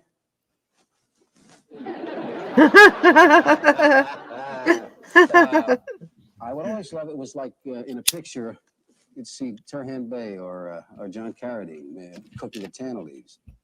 And then our friend Karras, Karras was his name. Yes. Karras would get up and he would walk. He would start the night like that. He was so spooky. And he never walked any faster than that. No, never.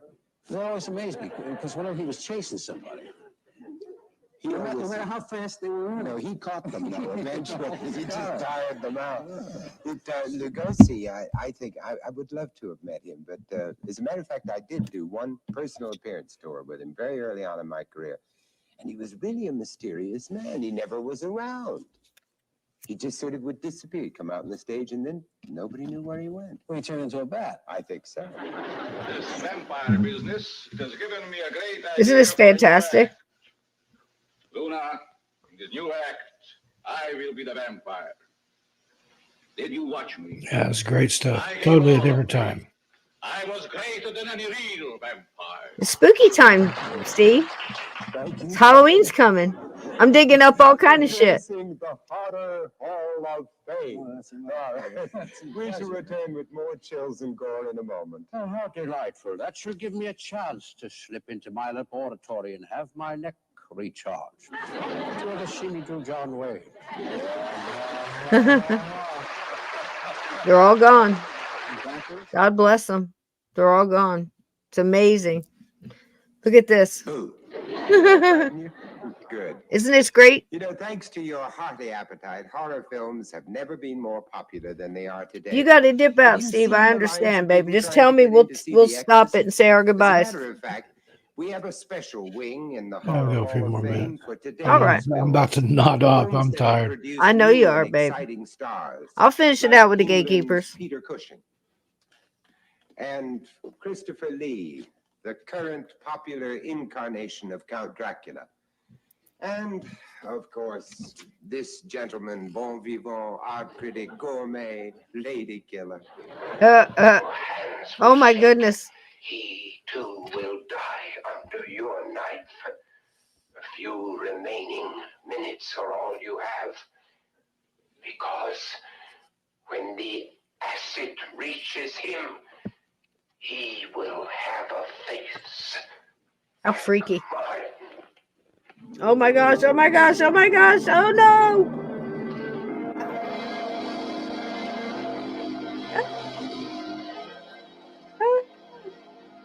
What was that? The Abominable Dr. Phibes? Is that what that is? I don't know. I've never seen it before. And modern horror films are not restricted Blew to my any mind. one race or creed. Recently, the first black horror film was released and won the coveted Blackula. Count Dracula Award for Blackula. Best Vampire Film of the Year. Now gaze upon the creation of Count Blackula. With my name, you shall be Blackula, vampire, like myself, a living fiend. You will be doomed never to know that sweet blood, which will become your only desire. And proof of man's eternal fascination with the classic moral issue, whether good or evil will triumph. It's totally illustrated by the monstrous success of The Devil Possessed in the horrifying experience of The Exorcist. I was living out there. One of the guests was Vincent Price's daughter, Victoria, and I got to meet her, talk to her, and I had a signed copy of her book, but I think I lost it in transit somewhere. Wow. But she was nice and talked so lovingly about her dad. It was just awesome. Yeah. Oh, I bet. It's like meeting Alexandra Holzer. Same thing. Hans Holzer's daughter. Same thing. She's fantastic. She's got a lot of kids up in New York, New York State. And just fantastic. Continuing on to work. These guys, though, just bigger than life. These little skits and stuff that they did, just amazing. Throughout this whole thing, they've got all these crazy skits, but this is what it was like in the 70s, We are now in the famous and laboratory of the they Horror do Hall all of these Fame, little, presided over by And the we're great talking about Alice grandson of Cooper. the original he had a film called The Nightmare, which was taken from his album Welcome to a Nightmare. He and Alice were in it. Yeah. 74, 75, I think. And around that same time, maybe a little bit later, Paul Lynde, remember him? Mhm. Hollywood Squares and Bewitched. He and all was that. good. He Yeah. had a Halloween special, had Margaret Hamilton, which is the Wicked Witch of the West from Wizard of Oz, had Witchy Poo from H.R. Puff and stuff, and his musical guests were the rock band Kiss. And you can imagine all that, and Paul Lynde. Wow. You can find In that one on YouTube. It's worth watching. in one night, in one place. This is what we lived for, folks. When it came Halloween time, I never got to see this. I was probably, Lord knows where I was when it's, like I said, probably 6th grade, something like that. So if you didn't get the TV, if you were in a household that had one big old Zenith in the living room and that was it, you didn't get to see stuff like this. Mark, if you missed it, like if you didn't get to see the Great Pumpkin, Charlie Brown, or whatever, that was it till next year, until sometime in the late 70s, early 80s, when the advent of the VCR in the households. They weren't even taping yet when this came out in 74. So if you missed it, you missed it. Right. It may have been beta. I don't even know when that started overseas. I'm pretty sure it was there first before it came here, but he's right. And that was the thing I remembered the most too, because parents wanted to watch something. You only had so many channels, and sometimes you wouldn't even know this was on. And we had a thing called the TV guide. So, people there was households I was involved in throughout my life that everybody had a ritual with the TV guide. It was always at a certain spot, and people would go through it and circle what they were interested in watching. And hopefully somebody would see that you had circled something at 8:00 on a Friday night. Yeah. And would ask you, hey, did somebody want to see something on TV at 8:00? If you didn't live in a household like that, you should out of luck, right, and Steve? Inevitably, if there was something you wanted to see, because back then there was only 3 main channels, ABC, NBC, and CBS. And if there was something you wanted to watch on one, then there would probably be something on one, or if not both the other, that you want to see at the same time, because there was real competition for viewers back in the day when there was only 3 channels. So there's times you had to flick between stuff. Commercial come on, you'd flip over and see what was going on there, and then flip back. Yep. Flip back and forth. Multiple shows like that. Yep, in the 70s. Yeah. I mean, I can't say anything about it. People are just coming back, and the war and all that kind of mess and everything, and the taste of all that great, but the music and the clothes and I mean, it's just, it depends on your vantage point. You know what I mean? Let's see what he's saying. Years have become classics. We're going to see some more movie clips and some more special guests, and it's just such a rare chance to see some of these people come on and do these cameos. I'm having a ball, but I'm going to have to bug out. All right, listen, you tell us. Tell us what you got coming on this week. I'll turn this down. Got all kinds of stuff coming up on both Missing Persons Mysteries. That's my main channel. And Tales Untold, recording stuff are over there. And all my audio stuff is available on Spreaker now. I've opened that up. So it's on Spreaker, Spotify, iHeartRadio, Apple Podcasts. All the audio for all my stuff is over there now. And my weekly radio show on the Clyde Lewis Ground Zero Radio Network, everything out there, airs live Sunday nights for broadcast. Sunday nights is pre-recorded, but it broadcasts Sunday nights from 9 to 11 p.m. Eastern. And then after a couple of weeks, it goes out to all the podcasters and stuff too. So check it out. Absolutely, check it out. And you take care of that mama and that baby. And indeed. I'm here if you need me. Keep your head on a swivel and watch your 6. I love you very much. Have a good night, sweetheart. Thanks, everybody. Good night. Good night. Say good night, Steve. Throw him some bacon. Good night, Steve. Good night, baby. See you later. So there you go. Good night to Steve, and all our love and everything over there to the Stockton family. He does wonderful podcasts, wonderful books, fantastic storyteller all around, and my very best friend. So there you go. So let's turn this back up and see what Vincent's got for us next. And his unforgettable portrayal Talking about Cheney. The catacombs in The Phantom of the Opera. Those who saw him finally squeeze him tight, little Holden. Gazed, as one critic said, upon the Yep. naked face of horror. That's true. Whenever he went to a restaurant, he always got the best table.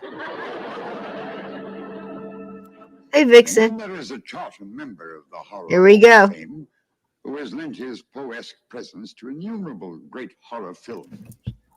And that can be only one man, the frighteningly distinguished Mr. John Carradine. There he is. I love John Carradine. He had some wild sons, didn't he? Nice to see you, Vinny. Thank you.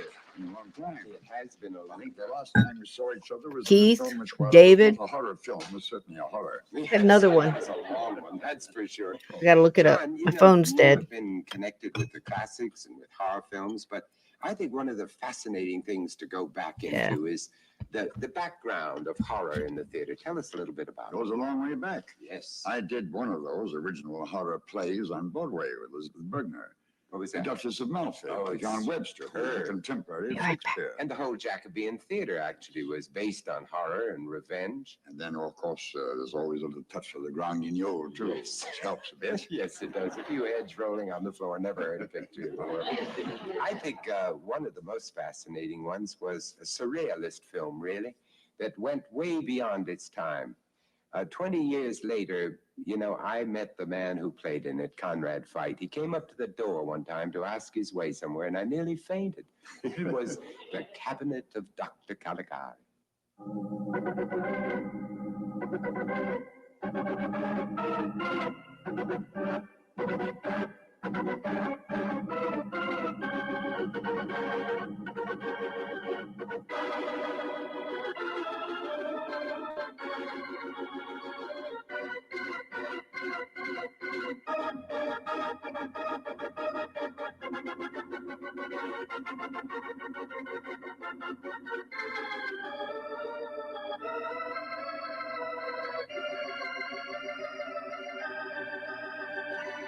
What was the second one you saw? The first one you saw First was... one I saw was The Golem. Yes, tell us about that a little. I don't remember it very much. I was only about 14 years old. I remember it took place in Prague, in the ghetto, and the man was made of clay, and that he was born to slay. I think that's what got me to go to the theater. He was made to help the situation, but then he turned on the people. The Golem, a real frightener. I think he was the first sort of robot character. Yes, he was. Yeah. And he wore the Star of David on his shoulder. And you pushed it. You pushed it, and he did things. Look at that face. Look at that face. Oh, There he boy, is. what a Superman. Yes. Didn't they push that star? Yes, no. He took the star off of him, you see, and then that killed him. That killed him. My Lord, people have been doing that to me for years. Everybody fall forward. Yes. With that headpiece on, he had to turn back. Tell us something about John Barrymore, who was a great friend of yours. I only met him once, and I've always been jealous of you. Oh. Yeah. Well, he had his own sense of the macabre. Yes. He owned a vulture, which he bought in Chile or in Peru. Peru, I think it was.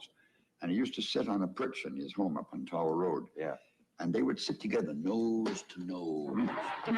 Barrymore thought it was love.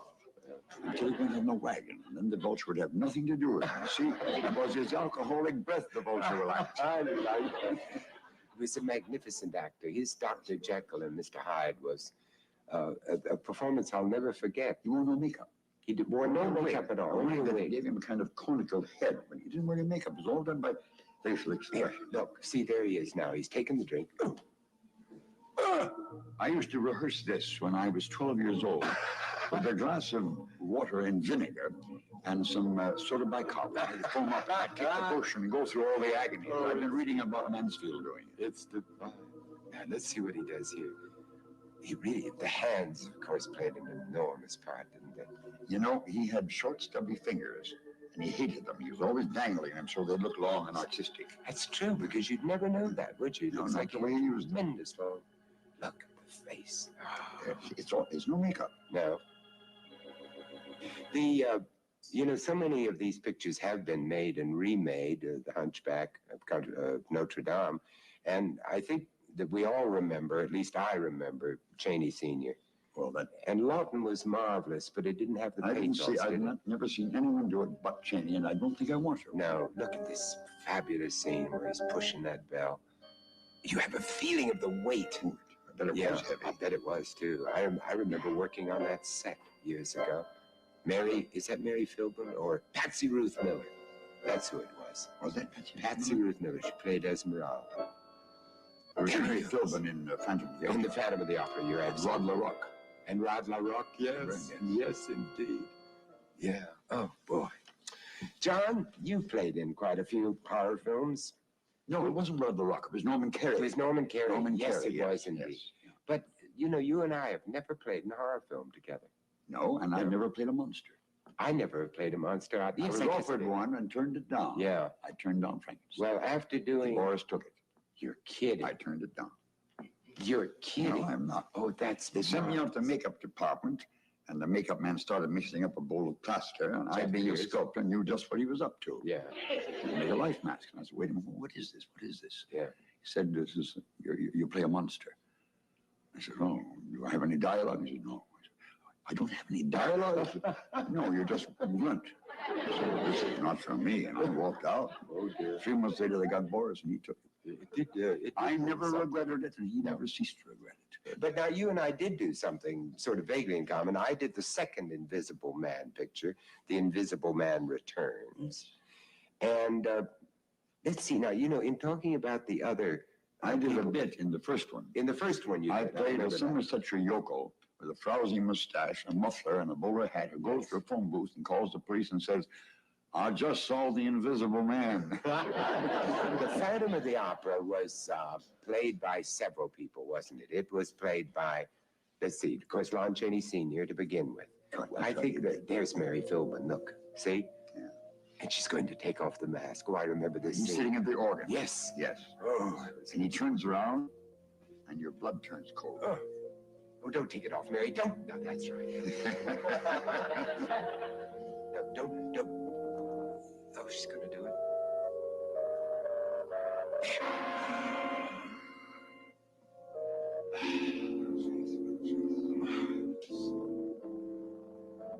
John, thank you for honoring the Horror Hall of Fame with your presence. Well, then it's always an honor for me to be with you in Kent. Thank you. It's wonderful to see you again. And I'll have Zuckman show you to the door. Oh, never mind the door. I'll just seep through the wall. John? John? John? You know, he does that when the check comes, too.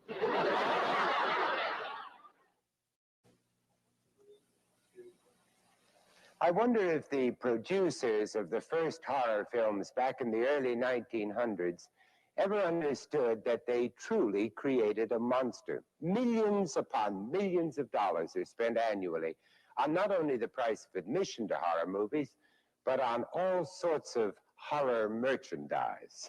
Look at it.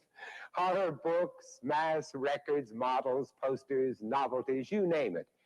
And there are even those who poke a little fun at us. Even television gave us horror with humor, like the dating game and the enormously successful Addams Family, which starred an extremely versatile and fine actor, John Aston. Oh, don't stop, please. It's so soon. Darling, I've almost worn out the drill. Sharpen it up, sharpen it up. Now, dear, too much of a good thing. Rita, please. You were just hitting a nerve. Well, just one more time.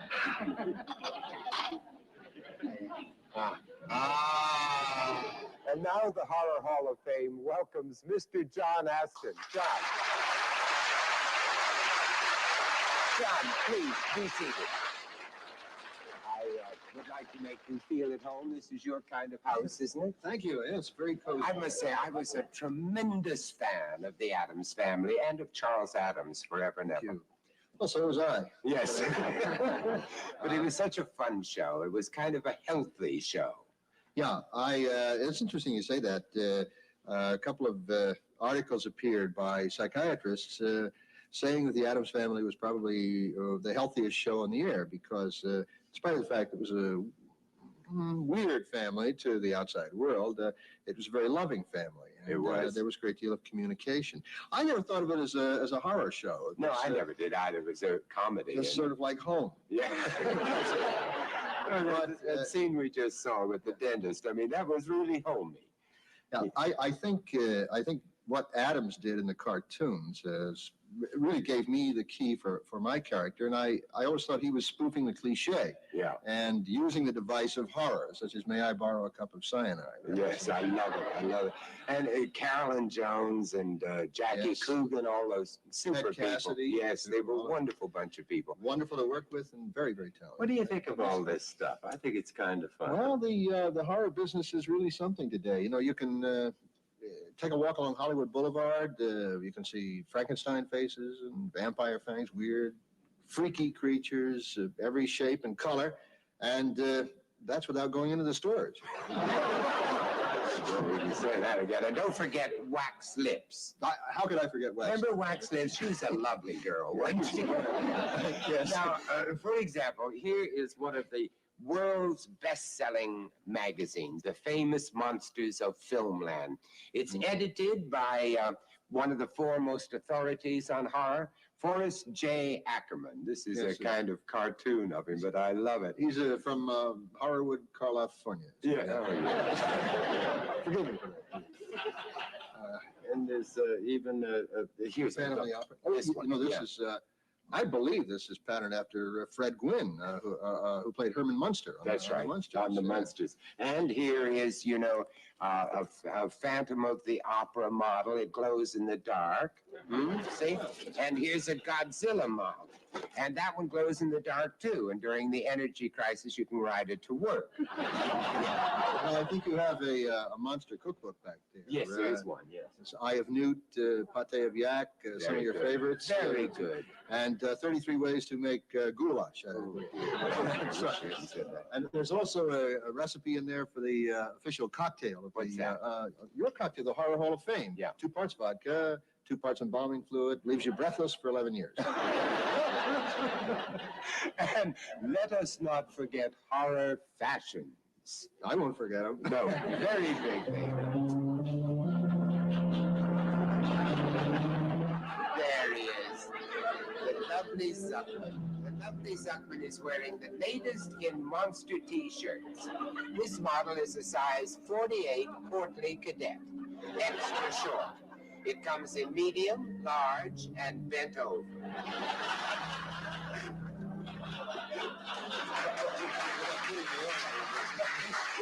No. I suppose we've had a lot of fun with horror in the last few years.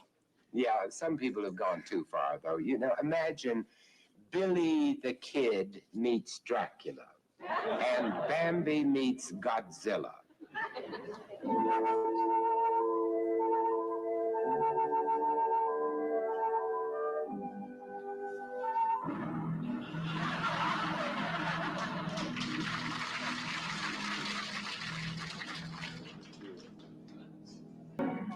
Now, wasn't that just sweet? Instead of hatching a baby dinosaur, she hatched a baby chick. I didn't remember the title. I saw that movie 5 times. That was from dinosaurs, when dinosaurs ruled the earth. And believe me, they knew exactly what they were doing, too.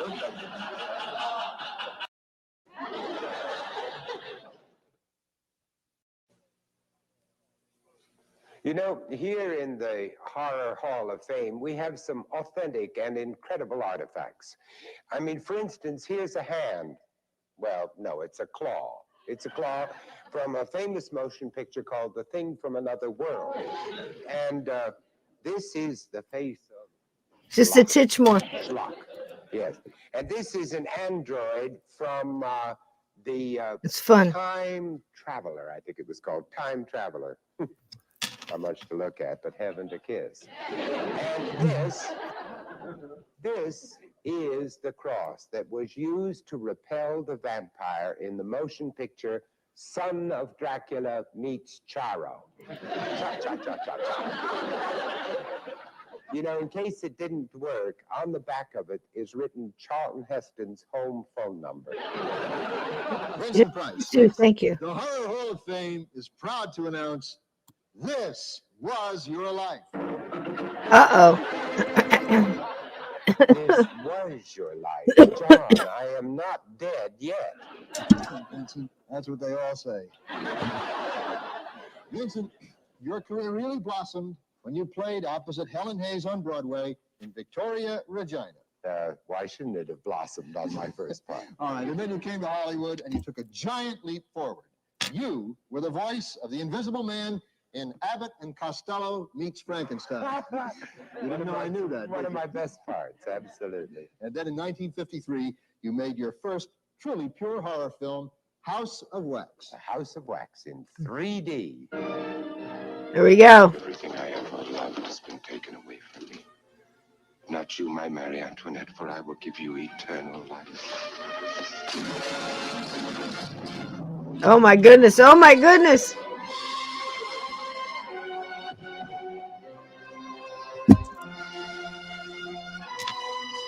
House of Wax. Yes. And then in 1958, you chilled audiences in the house on the haunted hill, and it was reported that you left Yes, a it permanent was. curse on that house. No, that's not true. No, I went up and exercised it just the other day. And now, who better than Vincent Price to portray the characters of one of the greatest writers of horror, mystery, and intrigue, Edgar Allan Poe? Here it is. And you starred in The Pit and The Pendulum. Do you know where you are, Bartholomew? Don Medina, I am Francis Bond. I will tell you where you are. You are about to enter hell, Bartholomew. Hell! The netherworld. The infernal regions. The abode of the damned. The place of torment. Pandemonium. Abaddon. Tophet. Gehenna. Naraka. The pit. And the pendulum.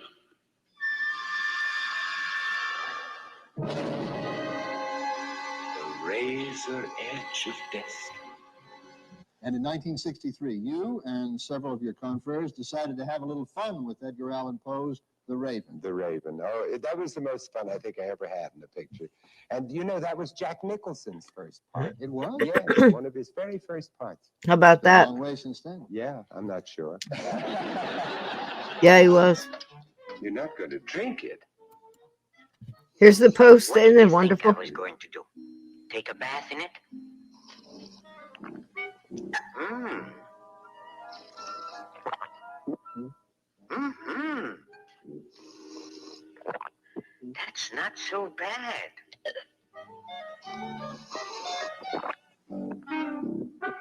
Isn't that fantastic? In 1971, a great honor was bestowed upon you when you completed your 100th film, The Abominable Dr. Fives. Yes, be sure you get that abominable in there. Yes. I thought it was abdominal, but that's not true. I was there at the premiere. Were you? Yes. Yes, I remember you were there at the premiere. Yeah. You do? Yes, I do. I do. What was I wearing? You were in, no, that was the other one, had the long wig on. No, That's that right. one, yeah. And in 1973, another success, you played no less than 8 Shakespearean characters in Theater of Blood. Yes, it's the best horror movie I ever made, Theater of Blood. And here's what Kevin Thomas I gotta see that Times one. has to say 8 different characters. about Theater of Blood. If horror pictures were taken as seriously in America as they are all over the world, then Theater of Blood should receive an Academy Award. Yeah. Wow. All right, everybody, dig that up. Theater of Blood. In which you play, of all things, a horror picture star in the soon-to-be-released Madhouse. Oh, why didn't he take me and let you live? Now he must die. The Dr. Death that we created, he must die. I am not afraid. There is always room for more in the coffin of time. The instinct is alive within me. And you, Dr. Death, are you afraid? No. No, you're going home. Come. Lights.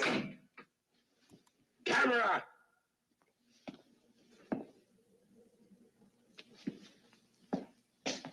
Action. Now I must play the final scene. The death. Night froze. Dr. Death. Take care, sweetie.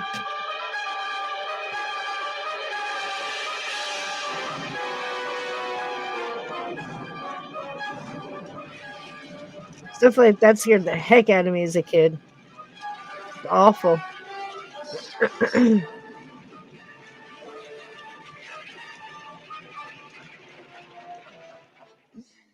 Vincent Price, you are a wonderful credit to the motion picture industry, and tonight, in your honor, the Horror Hall of Fame and your friends are all waiting with a big party at Forest Lawn. They'll be dancing till all hours of the morning to the music of the Grateful Dead, and free gift certificate for a burial at sea. Oh, that's marvelous. That's marvelous. Vincent Price, that was your life. How corny is that? You wonder what these guys did after the, did they go out to the bar after? Moment has arrived Or just get in their limousines and take off? Unveil his great super monster. If any of you frighten easily, I beg of you, please put on a blindfold. Frankenstein! Dr. Frankenstein! Murray! Dr. Frankenstein, what happened? Monster! You went mad! Berserk! Oh, yes, of course. It's the old monster who goes bananas and runs through the wall. He's escaped! My child, my beautiful child! My 25 years of work! I must find him. Zuckman, which way did he go? No. 1974. I really don't know. I am going to find my monster. It's almost over. It's got 2 more minutes. I do. Is he gonna get it?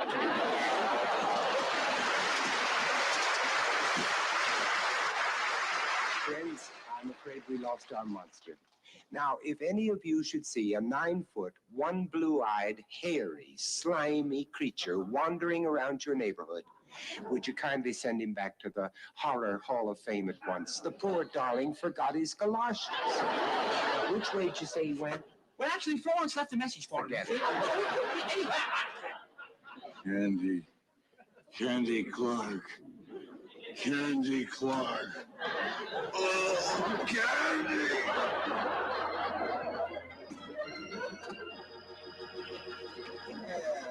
Thank you, Zuckman. And thank you, all my friends, for a marvelous evening. Oh, would you get me my cane and my cake? And thank you all for visiting with me in the Horror Hall of Fame. I trust we'll meet again sometime in a crypt or a catacomb or in a fog or a cemetery or a supermarket. Who knows? Good night.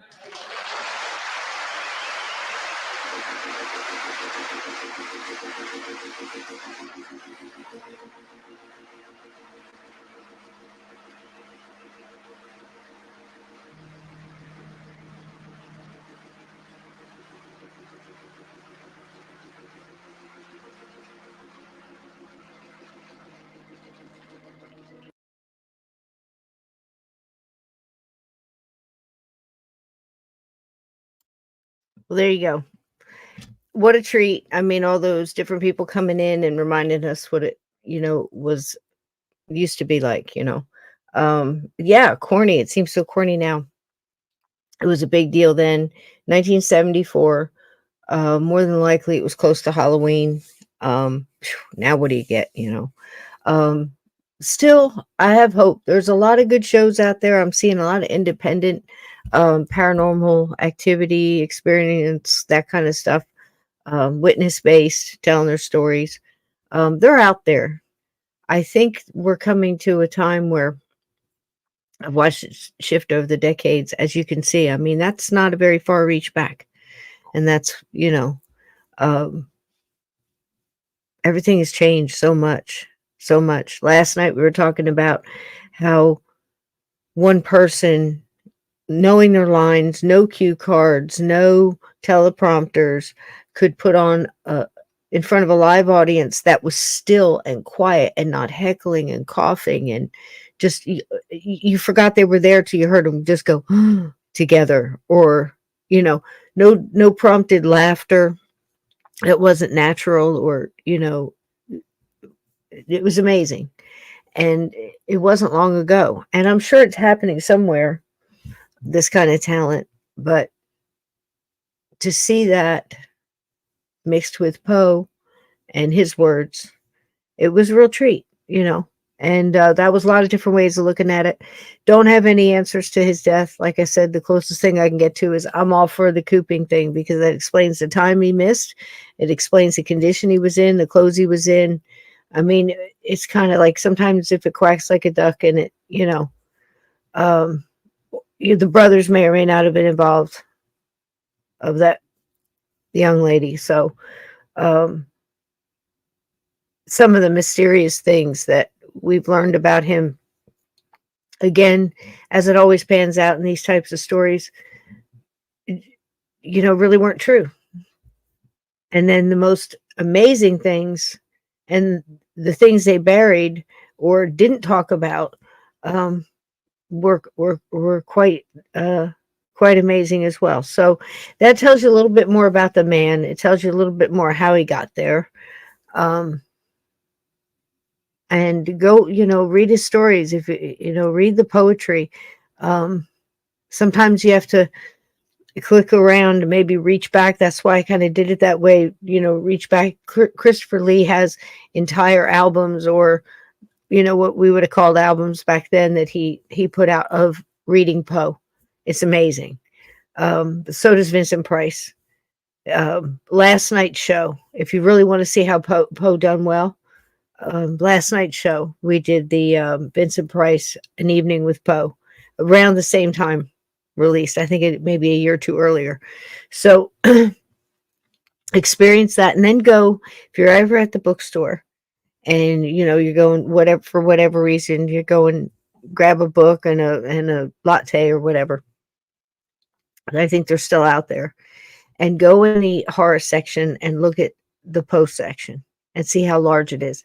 Look around and see the merchandise and things that are all around Poe, and think about how many things have stemmed off of that, off of not just his stories like The Raven. You know, gosh, there's a great Simpsons Halloween special that was The Raven. That was just fantastic. I wish I could have played it for you, but you know, that shut us down for sure. But it's on YouTube. You know, if you want to see how cool that one was. I think that was in the early time when Simpsons first came out, when they were doing the really great Halloween specials. That was one of the early ones. And it's called The Simpsons The Raven. And it's on YouTube. Just pull it up and watch it. It's hysterical. So well done. Just something simple like that too. I would consider, what was that one that Burton did? Corpse Bride.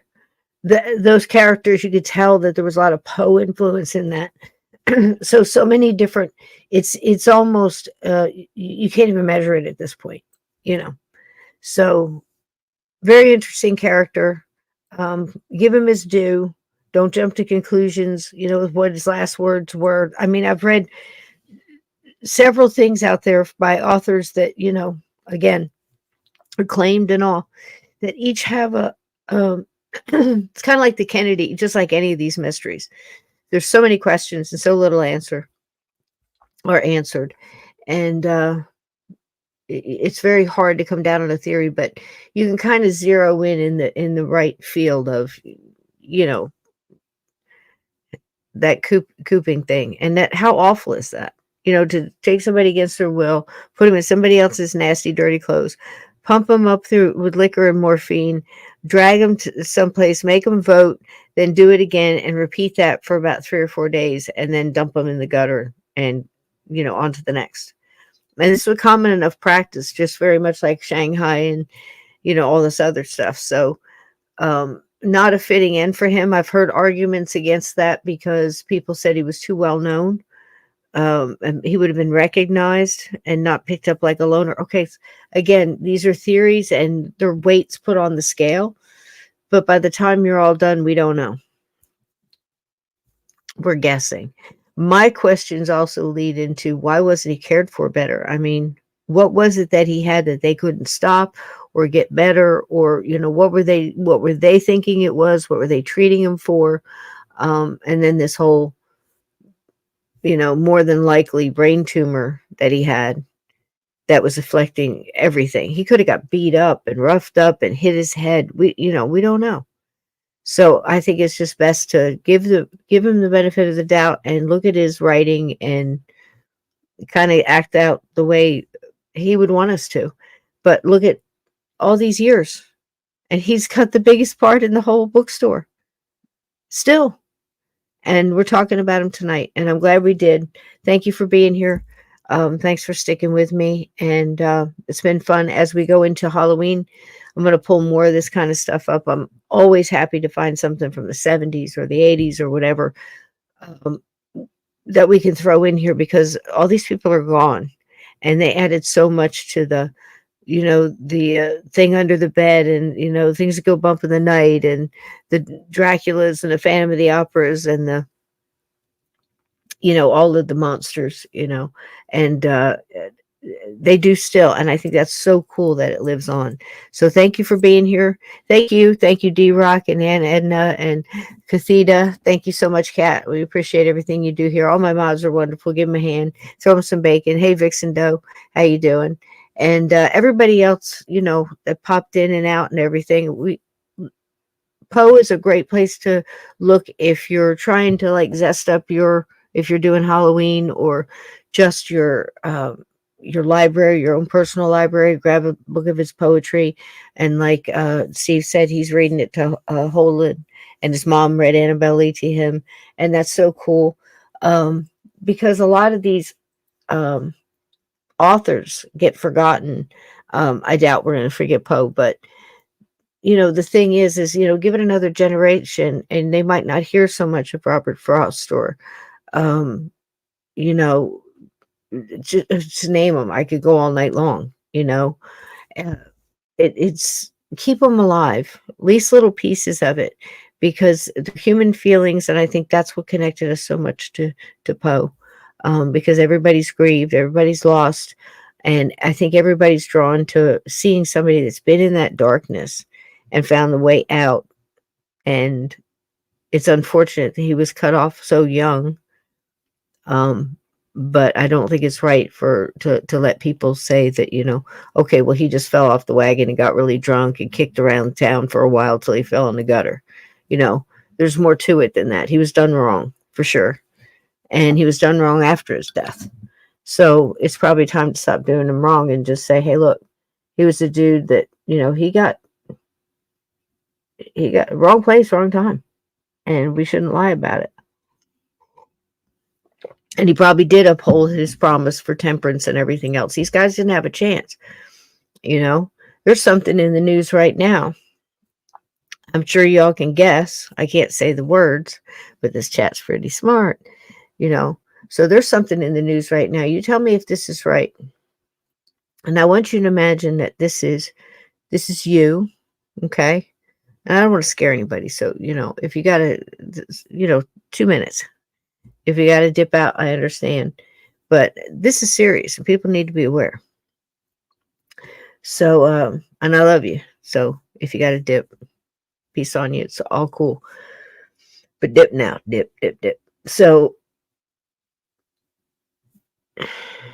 but I want you to imagine this is you. Okay. Or your child, teenager, whatever, preteen, older child, it doesn't matter, because you have that connection child. Okay. A loved one. And somehow, they're hanging out with the crowd at the school, or, whatever. And before you know it, they're meeting out, they're buying clothes, they're going out, they're going to a little party here, a little party there. They want to get into the music business or whatever. And you find out that it's so sparkly, and it's so lavish, and it's so loud, and it's so happening, and it's so flashy, and everybody's flashy, and everybody's just wonderful, and everybody's perfect, and everybody's famous, and everybody's got something they're selling, and what they're driving, and it's right. I want some of that. And you take the next step. And the next step, well, I've got some songs, I've got some this, I've rapped some things, I've, sung a few lyrics, I've showed up karaoke every night for the past 6 months, whatever it may be. I got a YouTube channel. Stick with me here. Yeah. You should do it. Oh my gosh, have you ever been a model? You ever think of modeling? Do you want to be a Victoria's Secret model? How do you give massages? You'll find out it's a requirement. And then these sparkly, all the sparkle, before you know it, they've taken so many steps into. When they finally get to that last door to get through, hey, on the other side of this door is a record contract. We're going to promote you. We're going to pay the records, the radio stations to play your music. We're going to throw you a party, going to introduce you to everybody, and yada, yada, bang, bang. Right? The other side of that door is a contract that says, in order to be a part of this, whole thing, you got to do something twice. You got to do something really heinous twice. At least twice. So they got you on the books. And it's a different kind of jumping in. Like, you join a gang, you got to commit a crime so they can trust you. It depends on the gang, what that crime is. And it's escalated since I was a kid. Depends on the gang. But again, you got your foot in the door. You gotten used to that sparkly. You're getting used to a couple other things that you're taking to stay up, late and get up early and keep going all night. And, come on, people. These parties that people had to go to, chose to, your guess is as good as mine. But once you get past a certain point where those people cannot escape, there is a video out. Raise your hand if you've seen it. You don't have to say it. Don't put it in the chat. I'll know if you know. There's a video out. And it was CCTV. And this has nothing to do with Edgar Allan Poe. But I bet you'd write a hell of a poem about it. And the angle is down the hallway and caught a couple elevators on the right-hand side, right? Raise your hand when you get it. And it's all a lot of mirrors and it's a lot of, that goldy kind of flashy, cheap plasticky chrome looking crap all down this hallway. And there's a table off to the left. So when you come out the elevator, that'd be the first thing you see.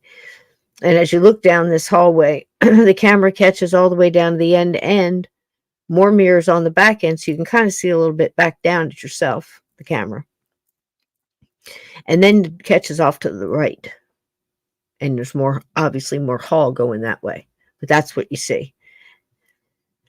And all of a sudden, you see this girl. You think it's a girl. You can kind of tell by the legs and the what she's barely wearing. Almost like a big hoodie rather than anything dressed.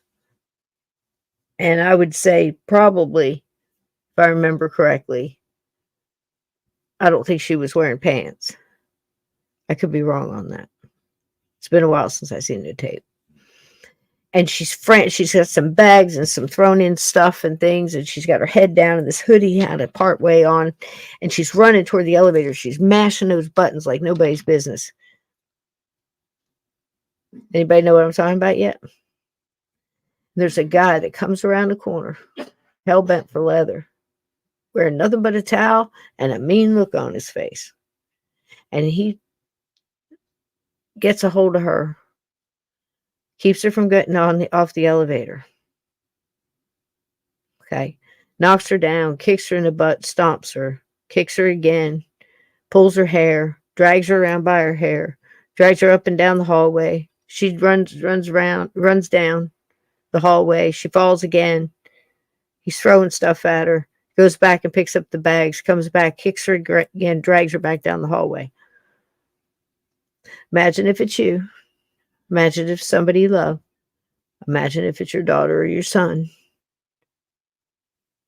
Imagine you can see this on a videotape. You have to do this twice at a minimum before you can be a part of this company, this label, this thing, this illusion of fame, their version, right?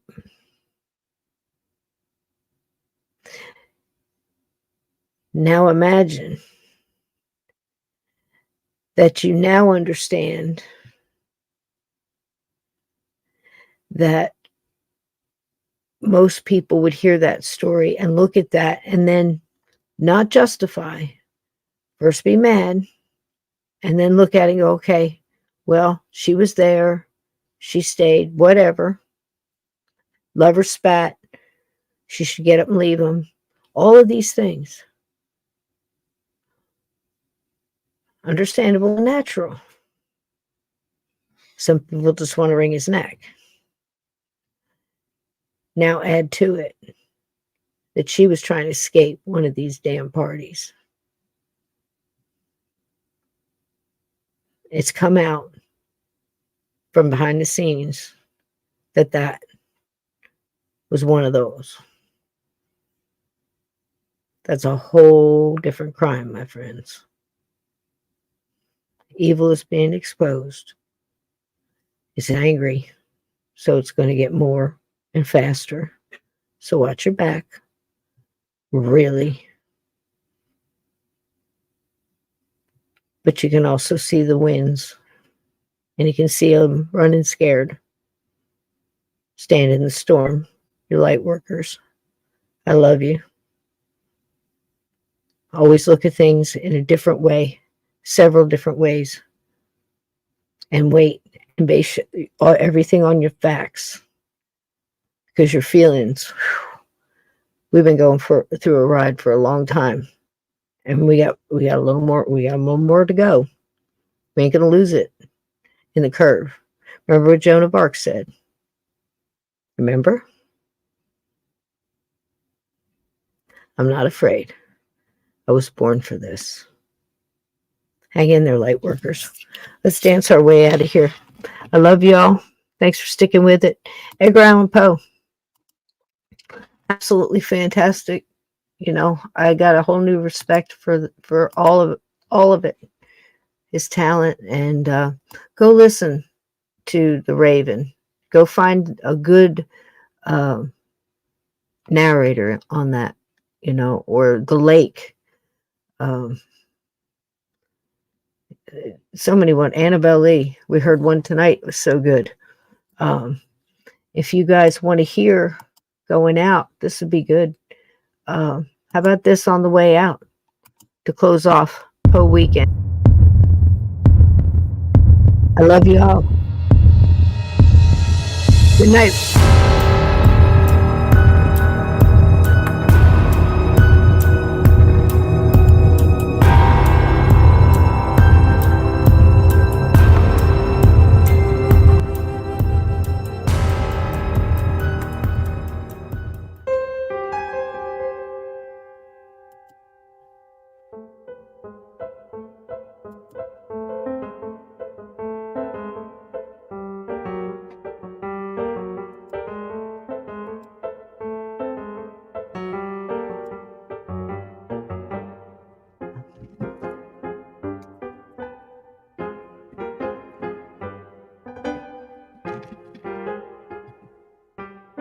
And he quotes her, The Raven.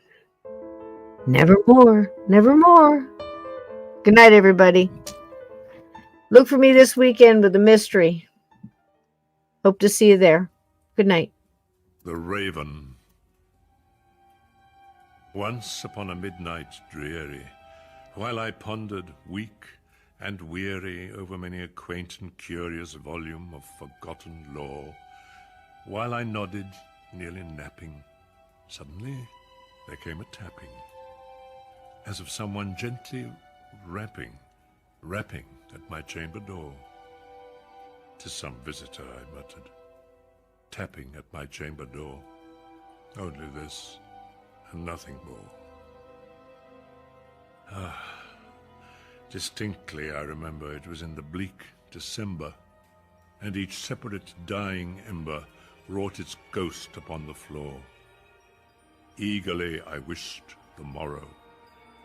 Vainly I had sought to borrow from my books surcease of sorrow, sorrow for the lost Lenore, for the rare and radiant maiden whom the angels named Lenore. Nameless here forevermore. And the silken, sad, uncertain rustling of each purple curtain thrilled me, filled me with fantastic terrors never felt before, so that now, to still the beating of my heart, I stood repeating, "'Tis some visitor entreating entrance at my chamber door, some late visitor entreating entrance at my chamber door. This it is, and nothing more." Presently, my soul grew stronger. Hesitating then no longer, "Sir," said I, "or Madam, truly your forgiveness I implore, but the fact is I was napping, and so gently you came rapping, and so faintly you came tapping, tapping at my chamber door, that I scarce was sure I heard you. Here I opened wide the door.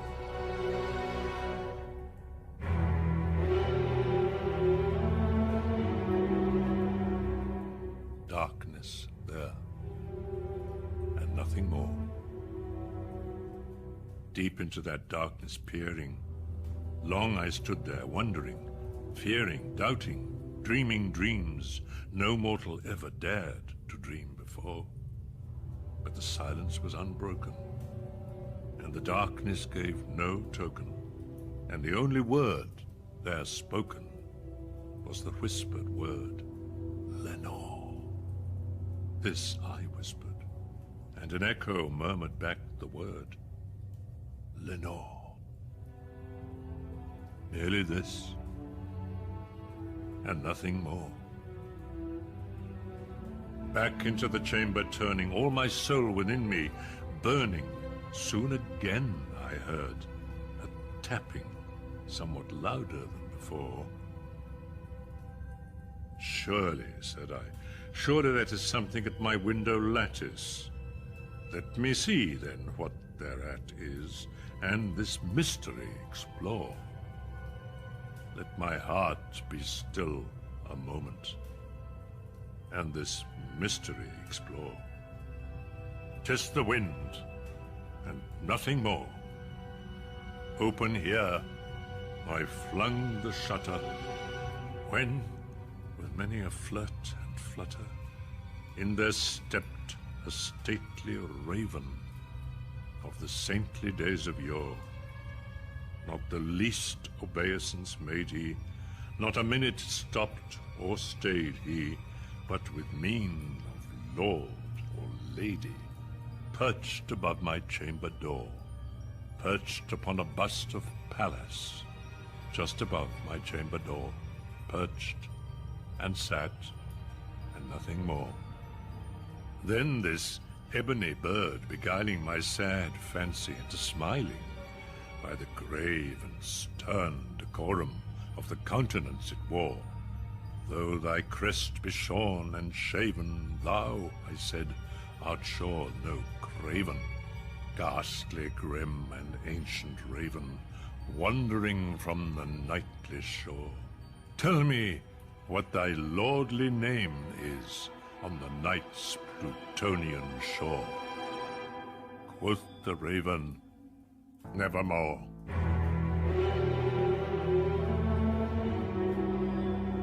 Much I marvelled this ungainly fowl to hear discourse so plainly, though its answer little meaning, little relevancy bore.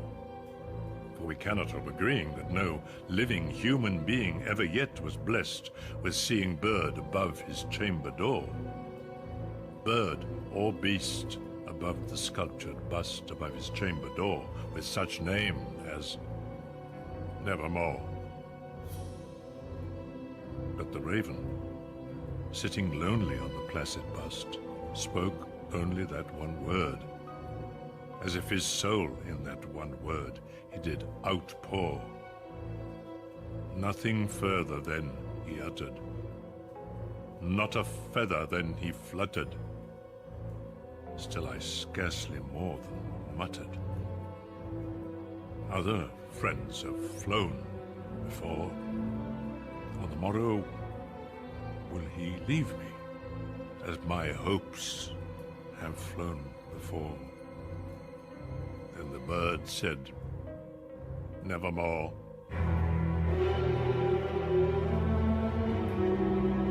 Startled at the stillness broken by replies so aptly spoken. Doubtless, said I, what it utters is its only stock and store, caught from some unhappy master, whom unmerciful disaster followed fast, and followed faster, until his songs one burden bore, till the dirges of his hope that melancholy burden bore of never, nevermore. But the raven, still beguiling all my sad soul into smiling, straight I wheeled a cushioned seat in front of bird and bust and door.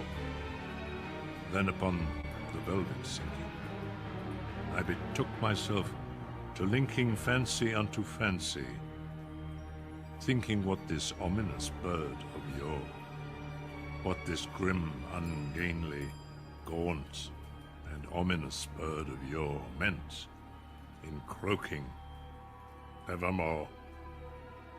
This I sat engaged in guessing, but no syllable expressing to the fowl, whose fiery eyes now burned into my bosom's core. This and more I sat divining, with my head at ease reclining, on the cushion's velvet violet lining that the lamplight gloated o'er.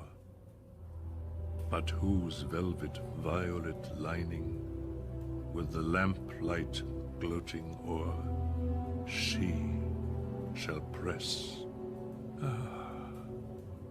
nevermore.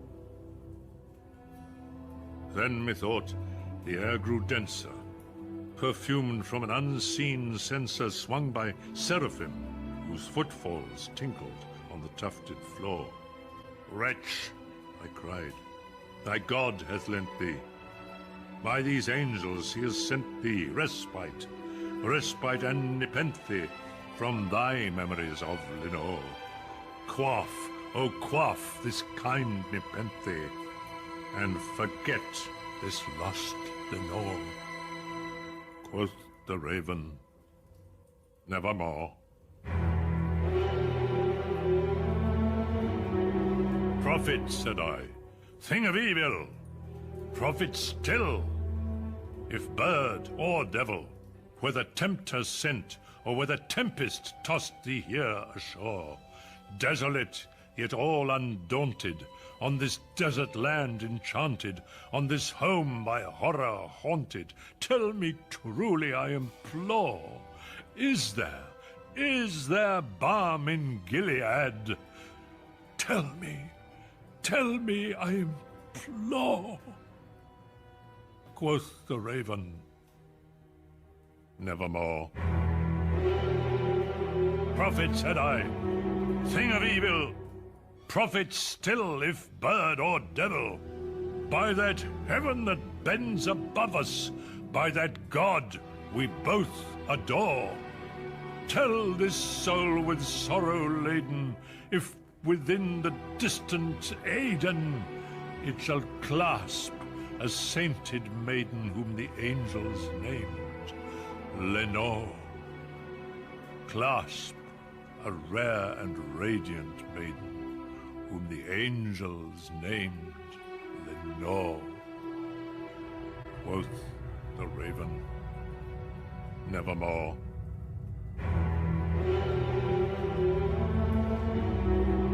Be that word our sign of parting, bird or fiend, I shrieked, upstarting, get thee back into the tempest and the night's Plutonian shore.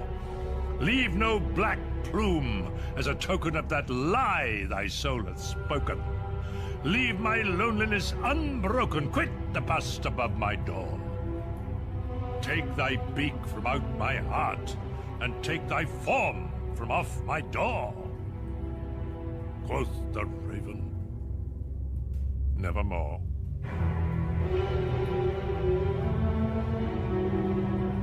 And the raven, never flitting, still is sitting.